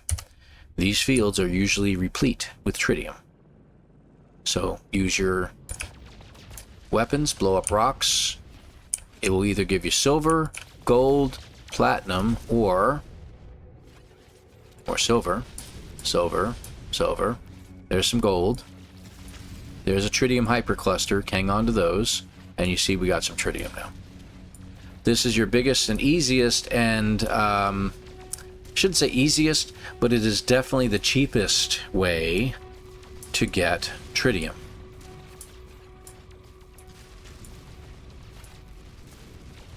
Watch your thermal overload on your weapons. They don't use any fuel, but they do overload rather quickly early game. Later on, you can get other weapons. Now, as you mine an asteroid field like this, sooner or later, other ships will start appearing, NPCs. Just be careful you don't shoot them. If you shoot them, they will attack you. And it's just not good manners. Okay, let's be clear. So, how long have I been shooting? A minute? We already have 237. You'll get some gold nuggets you can turn into gold. That's good for selling. It also helps you build certain things, so I suggest hanging on to it. Tritium hyperclusters, if you open one up, will give you more tritium, of course. I do recommend hanging on to a few tritium hyperclusters, though. They are used for certain upgrades. I like to have about 500 tritium on me early game just so I can get started. So hang out in the asteroid field for just a little while. Oddball shaped ones, like those star shaped ones, are usually your platinum based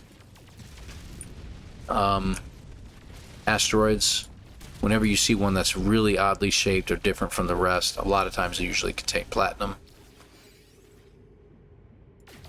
I say a lot of time. In this case, it doesn't appear to be the case.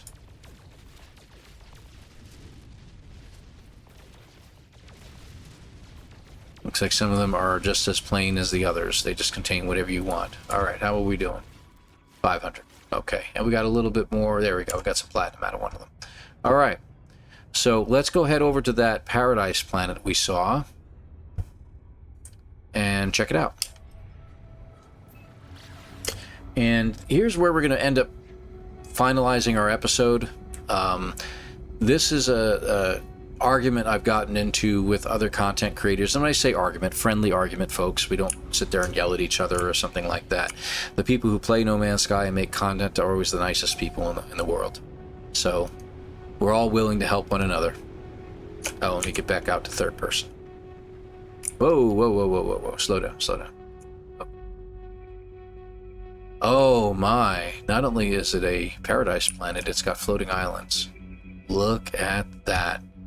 This is always one of those places I've always looked for and I could never find. And we got water on this planet. Blue skies.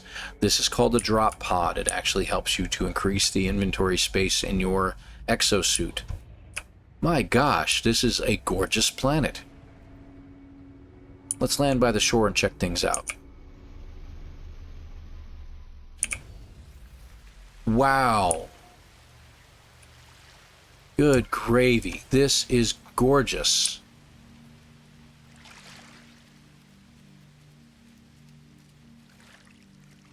And yes, if you didn't know it, you can swim in the water. And you can swim underwater. And if you're swimming underwater, you know what underwater has? It has creatures as well that you can discover.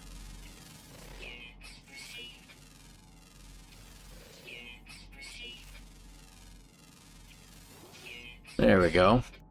We've discovered a few. You also got other items up here. Armored clams. They give you pearls. You have submerged relics that are worth quite a bit in nanites. And money, for that matter, so you can find things. Wow, this is a beautiful planet. Slightly greenish ocean. That's okay. I like blue, but green is one of my other primary colors I love. You've got green grass. You've got a mostly blue sky. Look at that. You got pink and purple clouds. What time of day is it? It's 3 o'clock in the afternoon. Okay. Lots of animals here, too. How many animals were there? I didn't notice. It'll tell us in a moment. 14 animals. You know what that means, right? Crazy looking animals, isn't it? There's something about 400 units out. Got flying animals, swimming animals. So far, nothing appears to be wanting to attack me. That's a good thing. Like there's an animal over there. Let's check it out. I'm excited now. We may have to spend just a little bit more time.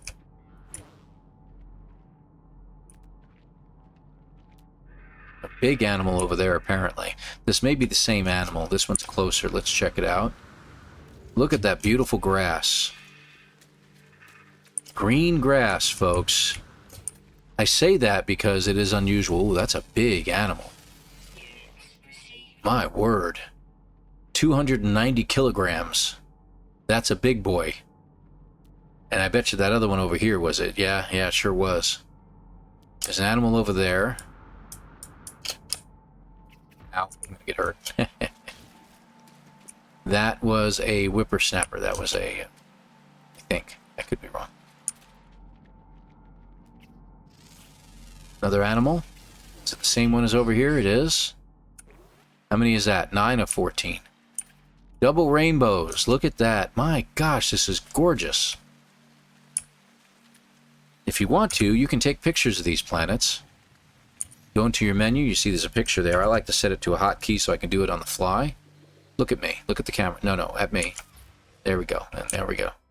Let's get a nice picture. This will be a good starting picture. I didn't know I was going to find this planet.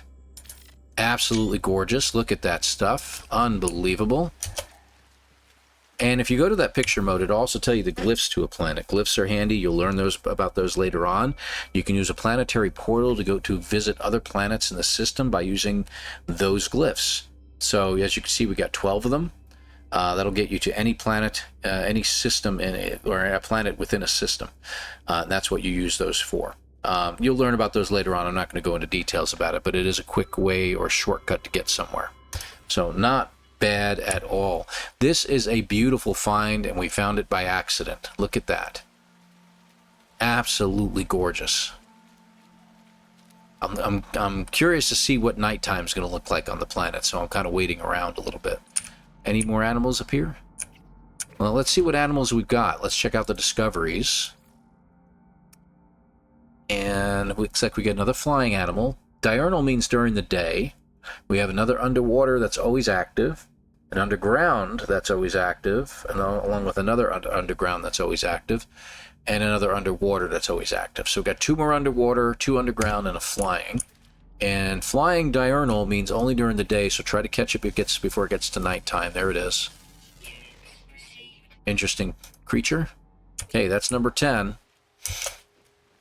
And you see what the nanite bonus was, right? You saw that? 3,500 nanites. Woo-wee. Definitely worth it. What a gorgeous sunset. Look at that. It's purple. This requires a peering into the distance. Let's see if we can find that one. I don't think I have it. So let's just cross our arms. What do you say? What a beautiful planet. Unbelievable. As we get to nighttime. This is why I love No Man's Sky, guys. Just because of the variations of beauty that you can have in this game. And we will be getting to those salvage containers here in a minute. We have 2 underwater creatures. They weren't diurnal, so we can just go out into the deeper water and see if we can find them. We haven't had anything attacking us yet, so that's good. I haven't gone close to the bigger animals, but I'll check them out later. We may have to go out into a deeper ocean to get the last 2 animals. Or creatures, underwater creatures, if you will. One may show up here, but the second one will definitely want to go out into deeper water and check it out. So we'll get to that later. Sorry, I can't talk now. Lots of plants under here. You can't breathe underwater indefinitely, so keep an eye on your oxygen level on the bottom left.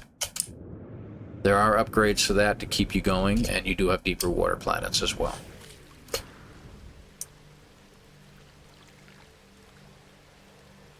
Alright. It is nighttime. Beautiful sunset. What a beautiful place. Alright, so we don't have anything glowing in the dark that I can see other than, some plants here and there. Everything's very, very pretty. A little bit of a fog going on. That's pretty cool. Temperature is only 54 degrees Fahrenheit, so it's a little bit cooler. And in case you didn't know, these little islands that are floating, yes, you can land on them.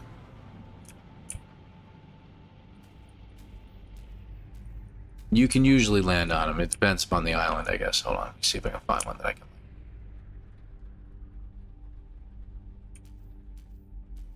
Won't let me land on the little ones. I am not a liar, I promise you. Let's see if the bigger islands will allow it to me. This is bigger, I think. No, it is not. The bigger islands are the ones that have waterfalls on them.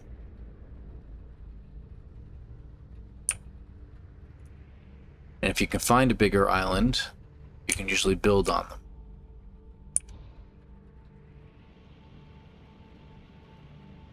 It's making a liar out of me today. I mean, floating islands. Oh, there looks like one.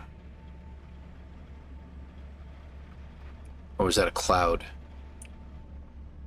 think it was a cloud.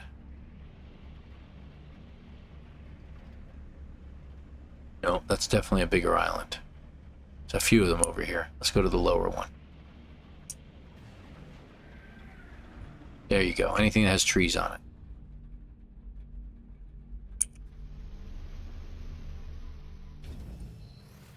The graphics on these islands are a little bit off. Like I could stand on top of the water, so to speak. But still very pretty places that you can build on. And, you know, put bases on them and stuff like that. Do I have any more food? I do not. I'm going to use a little bit of oxygen. There we go. Alright. So, very pretty place that you can build upon. Just keep in mind that everything is a little bit wonky on these planets. On these islands, I should say. Okay. Very pretty. Very pretty.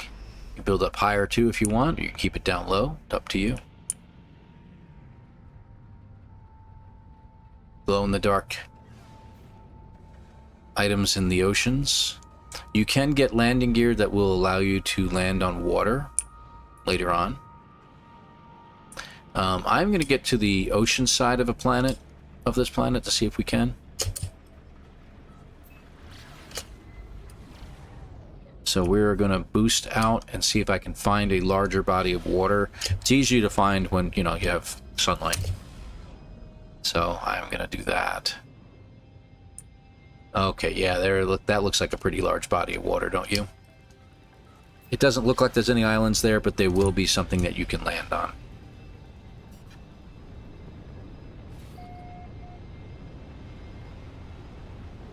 The clouds they've worked on, so they feel like real clouds as you plunge through them. They're very nice. They did a great job. So you can see we have a couple little tiny little islands here. I'm going to go to this little half island. Probably going to be running out of launch fuel soon. And you can see the ocean is a little bit deeper here. So this is where we'll find any deeper creatures. See, they're already showing up. Okay, these look like stingrays. And a big guy right there. Look at that, huh? He didn't attack us, but he happened to be heading straight at us. It was kind of creepy. So it looks like we got all the underwater creatures. Oh. Crazy. He is an attacker. Didn't see that coming. So we do have a creature that will attack. He must be like a shark-like creature, I'm guessing. But we got these guys too. Very nice. Alright. Pretty planet, right? I do suggest this planet as being a good place to visit. Alright. So you have the glyphs for it if anyone wants to visit it. Alright, launch thrusters at 25%. Let's see if we can find a building, and we will finish this out. Find a larger landmass. Find what we're doing. Okay, looks like there's land over here. There we go. Pulse drive is your friend when you're trying to do stuff like this.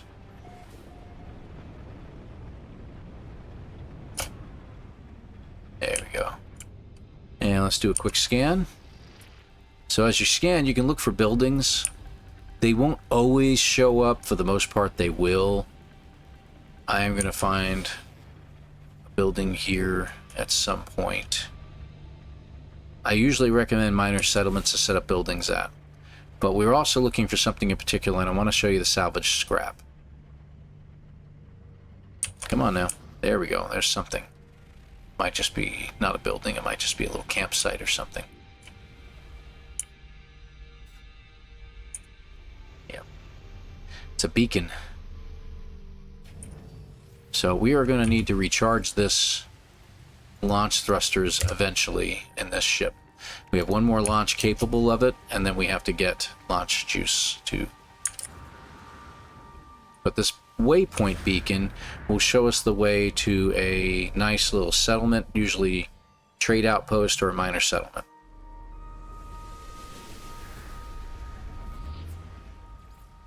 settlement. It is. Okay, good deal. Double rainbow again. This is a beautiful planet, guys. I don't know what to tell you. I would definitely suggest making bases here. If you like land-based bases, this is the place to go.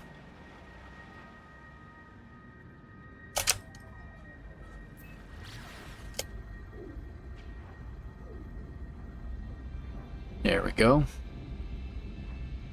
Okay, and there's a reason I'm going here, is I can get what I need, all the resources I need here, and then we can continue on with the last portion of this episode. I wanted to end this about a half hour ago, but unfortunately, that's another building right there. Interesting building, looks abandoned, yeah.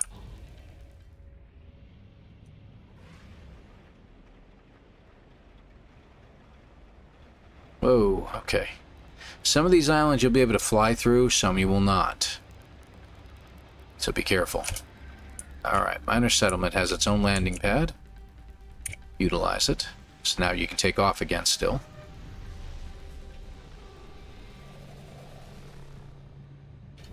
Sometimes it has shelters nearby too. This one looks like it has some out back. And you can find a great many things here, including new weapons, new multi-tool. This one has a supercharged slot on it. It has some nice stuff, including a terrain manipulator. And doesn't cost very much at all. So it could be worth getting. So anyway, this is a good place to stop by and get some things. And that's a trade terminal. You can trade stuff out and trade stuff back. But the whole purpose of me bringing you here was salvage containers. So salvage containers, when you come to a planet like this and you set up a base and everything like that, you get yourself situated. Very, very handy. Very handy. So let's take a run out here real quick and I'll show you what I'm talking about.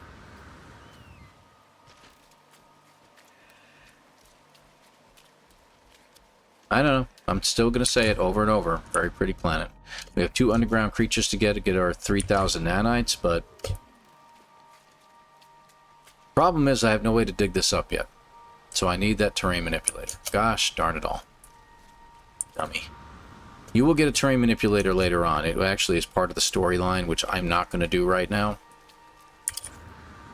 But I need to make some money. So I'm going to sell the buried technology I picked up that was above ground. And once I sell that, I'll be able to get that multi-tool that happens to have a terrain manipulator in it.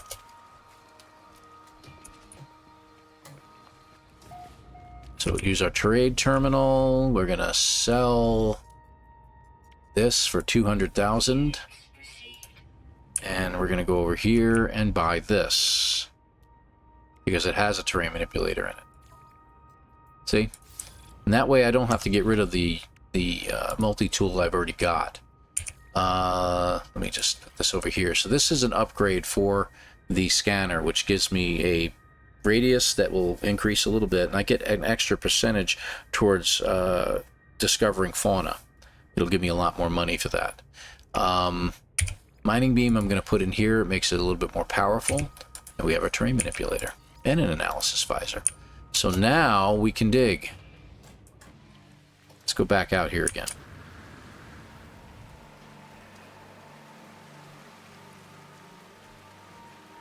So again, I'm not going to go into it. Oh, it's giving me a journey milestone, which is about money.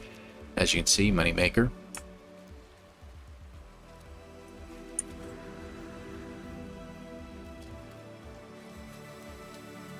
Yeah, I can definitely build on this planet.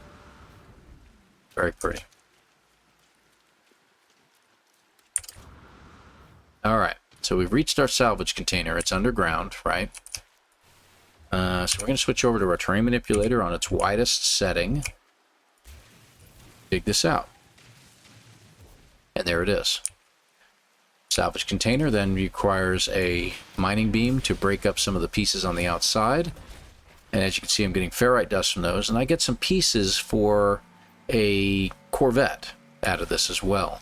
The main item will usually give me a larger piece or pieces or an expensive item usually. So let's take a look at our inventory, see what we got. So we've got ourselves a speedbird fairing and 2 small vents. That's all we got out of this, so they're really not that valuable. So I'm going to take a quick look around and see if I can find one more.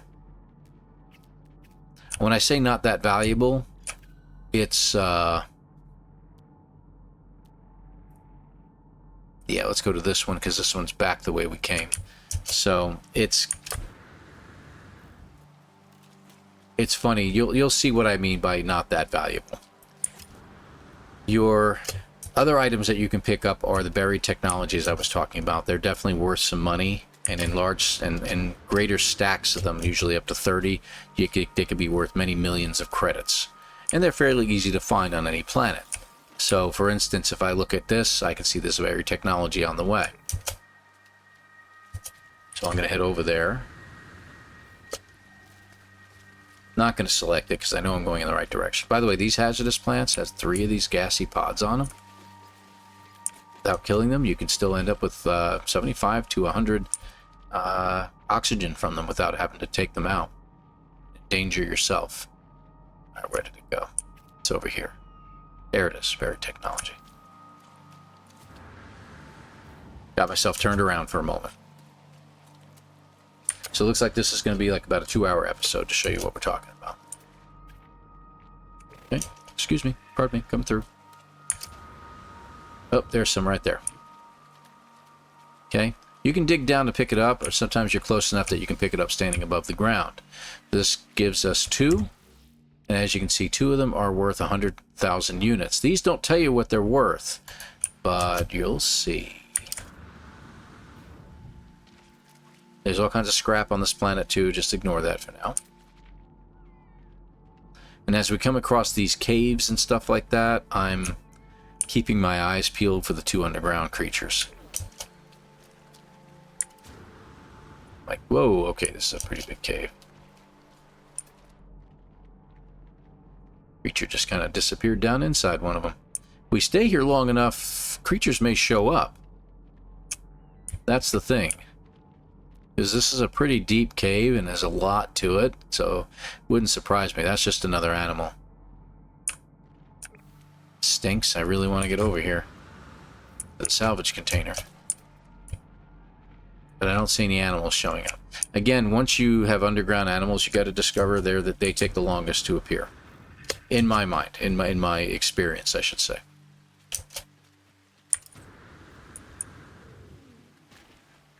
Trying to get over here. There we go. Okay, we dig this one out. Fairly much the same shape. Okay, we get some ferrite dust. We'll get 1 piece out of that usually, and then there'll be more. So we got a cargo link out of this, or 2 of them actually. Seems to be the only thing we got out of this. But I did see 1 more. There it is, right there. Salvage container nearby. So let's go ahead and grab that one, and then we'll come back and trade them in, and I'll show you how much they're worth. So we got 10 more minutes. We'll go ahead and use it. 8 more minutes. We'll get there quicker than that. Ow. Life support's getting low. Ooh, we got a 3-star. 3-star on this one is metal fingers. Metal fingers are very handy to find on any planet. Especially with, ooh, we got some underground creatures here. As you can see, they're pretty close by, but they're underground. Don't just dig off to one side until you get down there. Looks like we're in here. Found a cave, and there's our creature. Alright, got 1 of them. I thought I saw another one for just a moment, another red dot, and I don't see it now. Okay. So we got 1 of the underground creatures. We need the other one. Ooh, I almost didn't make it.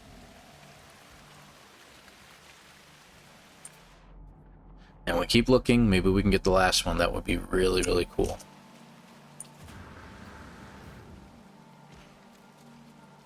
"64 degrees during the day. Nice.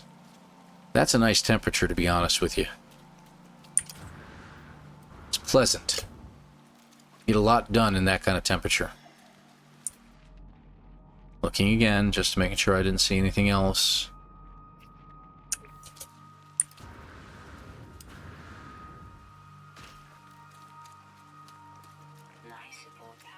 just thinking I need to put some oxygen in there.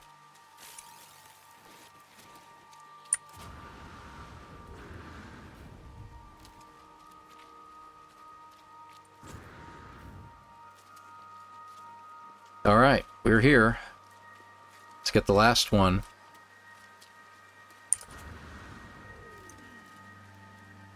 There it is. Some of it's sticking out of the ground a little bit.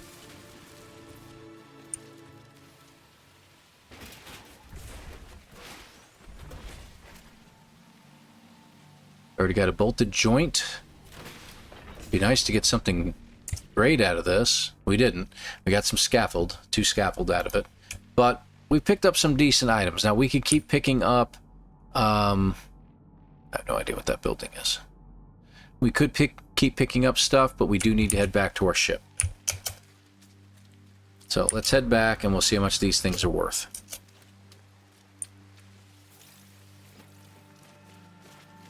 Habit, you pick up things as you go. Take a look around, make sure you're not missing anything. Discovering new buildings is very handy. But I'm foregoing that and fighting against my instinct to go check out what that building was.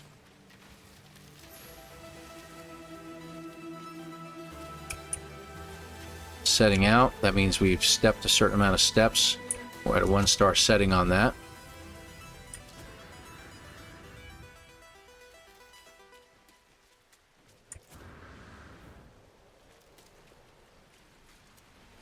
How far we got to go? 700. I think we'll do it in a few more minutes. I think we can do it. Lots of condensed carbon on this planet. Good amount of oxygen plants. It's telling me to build a Corvette now. At the bottom right. We're not really interested in building one. It's all because we picked up some parts. Ooh, let's grab that. Okay. Yeah, 2 more of it. Let's see what we got down here. No more creatures. Okay, let's head out.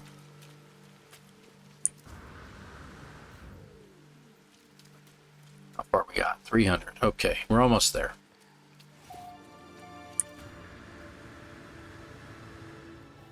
Hurt. Ow.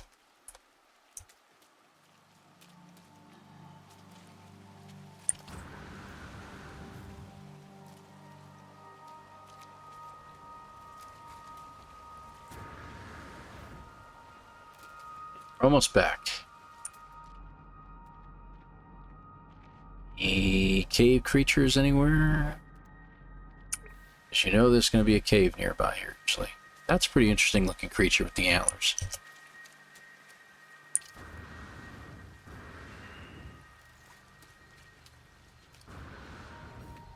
Alright.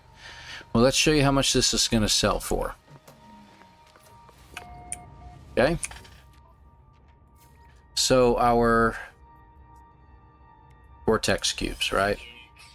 Salvage data, 200,000. But look at that bolted joint. Just one is selling for 350,000. 350 each for the heavy scaffold that we just picked up. The 2 cargo links, they're not selling as good. 175 a piece. This one's 150. And then finally the small vent, 2 of them, 175 a piece. But you know what? We just made over 2 million just by gathering a few items. We could continue to run around picking up buried technology, but you are going to need it later, especially as you start to build things and you start to get deeper into your normal run-through with this game. So I suggest going after the salvage date. If you can find any salvageable scrap on a planet or a planet that has salvageable scrap, that to me is a better way to go. And that's what I would suggest. I'm going to go through all the levels. Merchant, enterprising, capitalist, tycoon, finally magnate. So we've got all 10 levels just by that one run. Unbelievable, right? And I do not see any more underground creatures, so we're just going to have to give up on that one. But still, 30. We would spend time here, and if we lived on this planet, trust me, we'll find that last creature. And we have some more salvage containers over there to get. All right. So that worked out pretty good.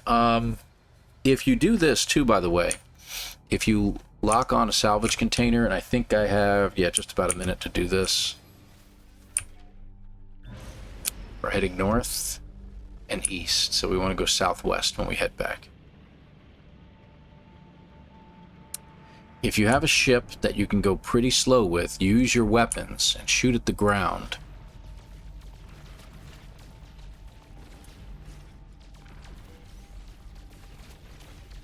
Sometimes, you can see, you can pick up everything on your own, even with your rockets. And where is my building? I think I turned around too quickly and I don't remember where it went. Is that it? I don't want to lose it.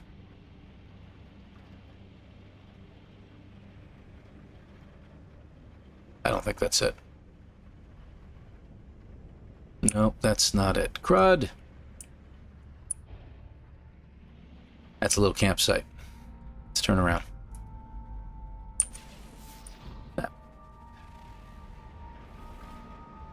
Sometimes the problem that occurs, you know? I should have put down a base computer is what I should have done. That's not it either. And in the dark, it's kind of hard to see it.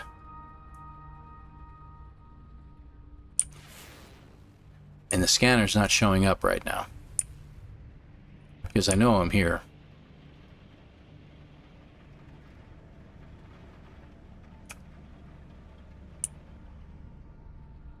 Nope, that's an island in the middle of a lake.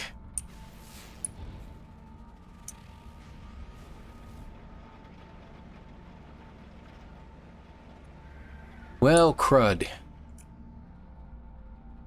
Because we had headed north this way, so it should have been right over here.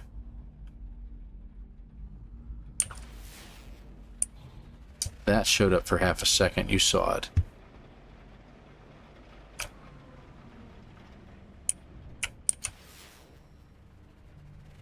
That's not it either.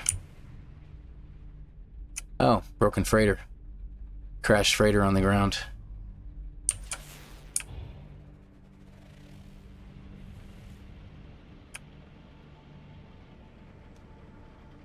Well, well, well.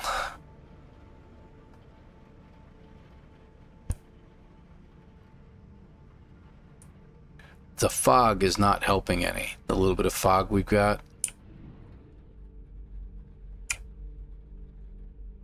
It's an element in the ground.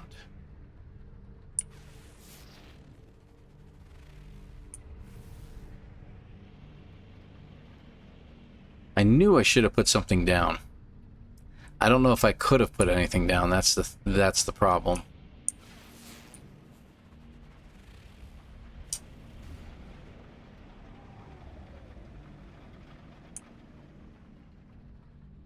And if I land, I won't be able to get back off the ground again. Yeah, this is too far away. That's the building we saw at one point. Did we come that far?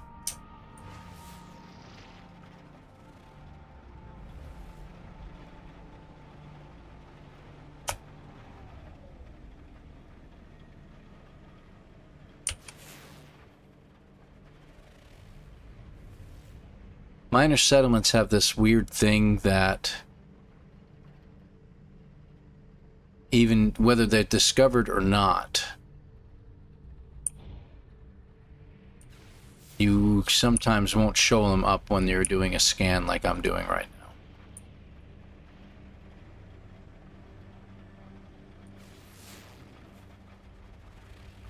Well, I may just have to land and call it. That stinks. So everything went into my inventory here. You see we got 2 relay joints and a hull linkage in here that we could sell. So that is, to me, one of the better ways to do something and to sell something. I don't believe this. You got to be kidding me. And we got a Sentinel Hive that we just found. Look at that. Unbelievable. Great way to get a free multi-tool. Incredible.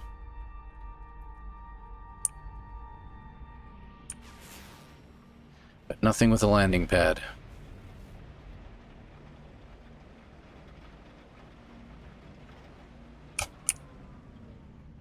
Nope, campground. I call them campgrounds. Well, Paul got lost. That's what happened. And I did it purposely. I tried to get an idea of which direction I was going in, do my business, and turn around and go back, but I turned around and whipped around too quickly and lost my sense of direction.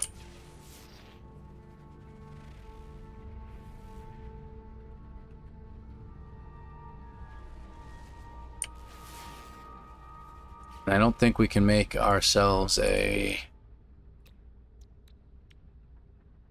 I needed the dihydrogen to do that with. Well, so be it. Let's just land. We're done. Okay. Guys, thanks for watching this episode. Try not to get lost like I did. And I hope you guys enjoyed what you've been seeing here. So this is basically a very quick way to start making money in No Man's Sky. Get a little ways into the storyline. Make sure you get past the... yeah, I wish I could get rid of that.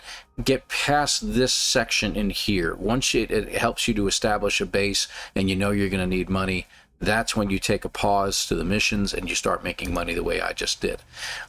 Especially if you can find a nice paradise planet with scrap on it. So I may be keeping this safe. We'll see what happens. Guys, again, thank you all for watching. Appreciate you being here. Please hit the like, hit the sub. If you got questions or comments, please do so. Please drop a question down there. If you got some comments, drop a comment down. All of us in the community are more than happy to help anybody else in their exploits in No Man's Sky. So, again, thank you for watching, and we will see you guys again next time. Take care, everybody.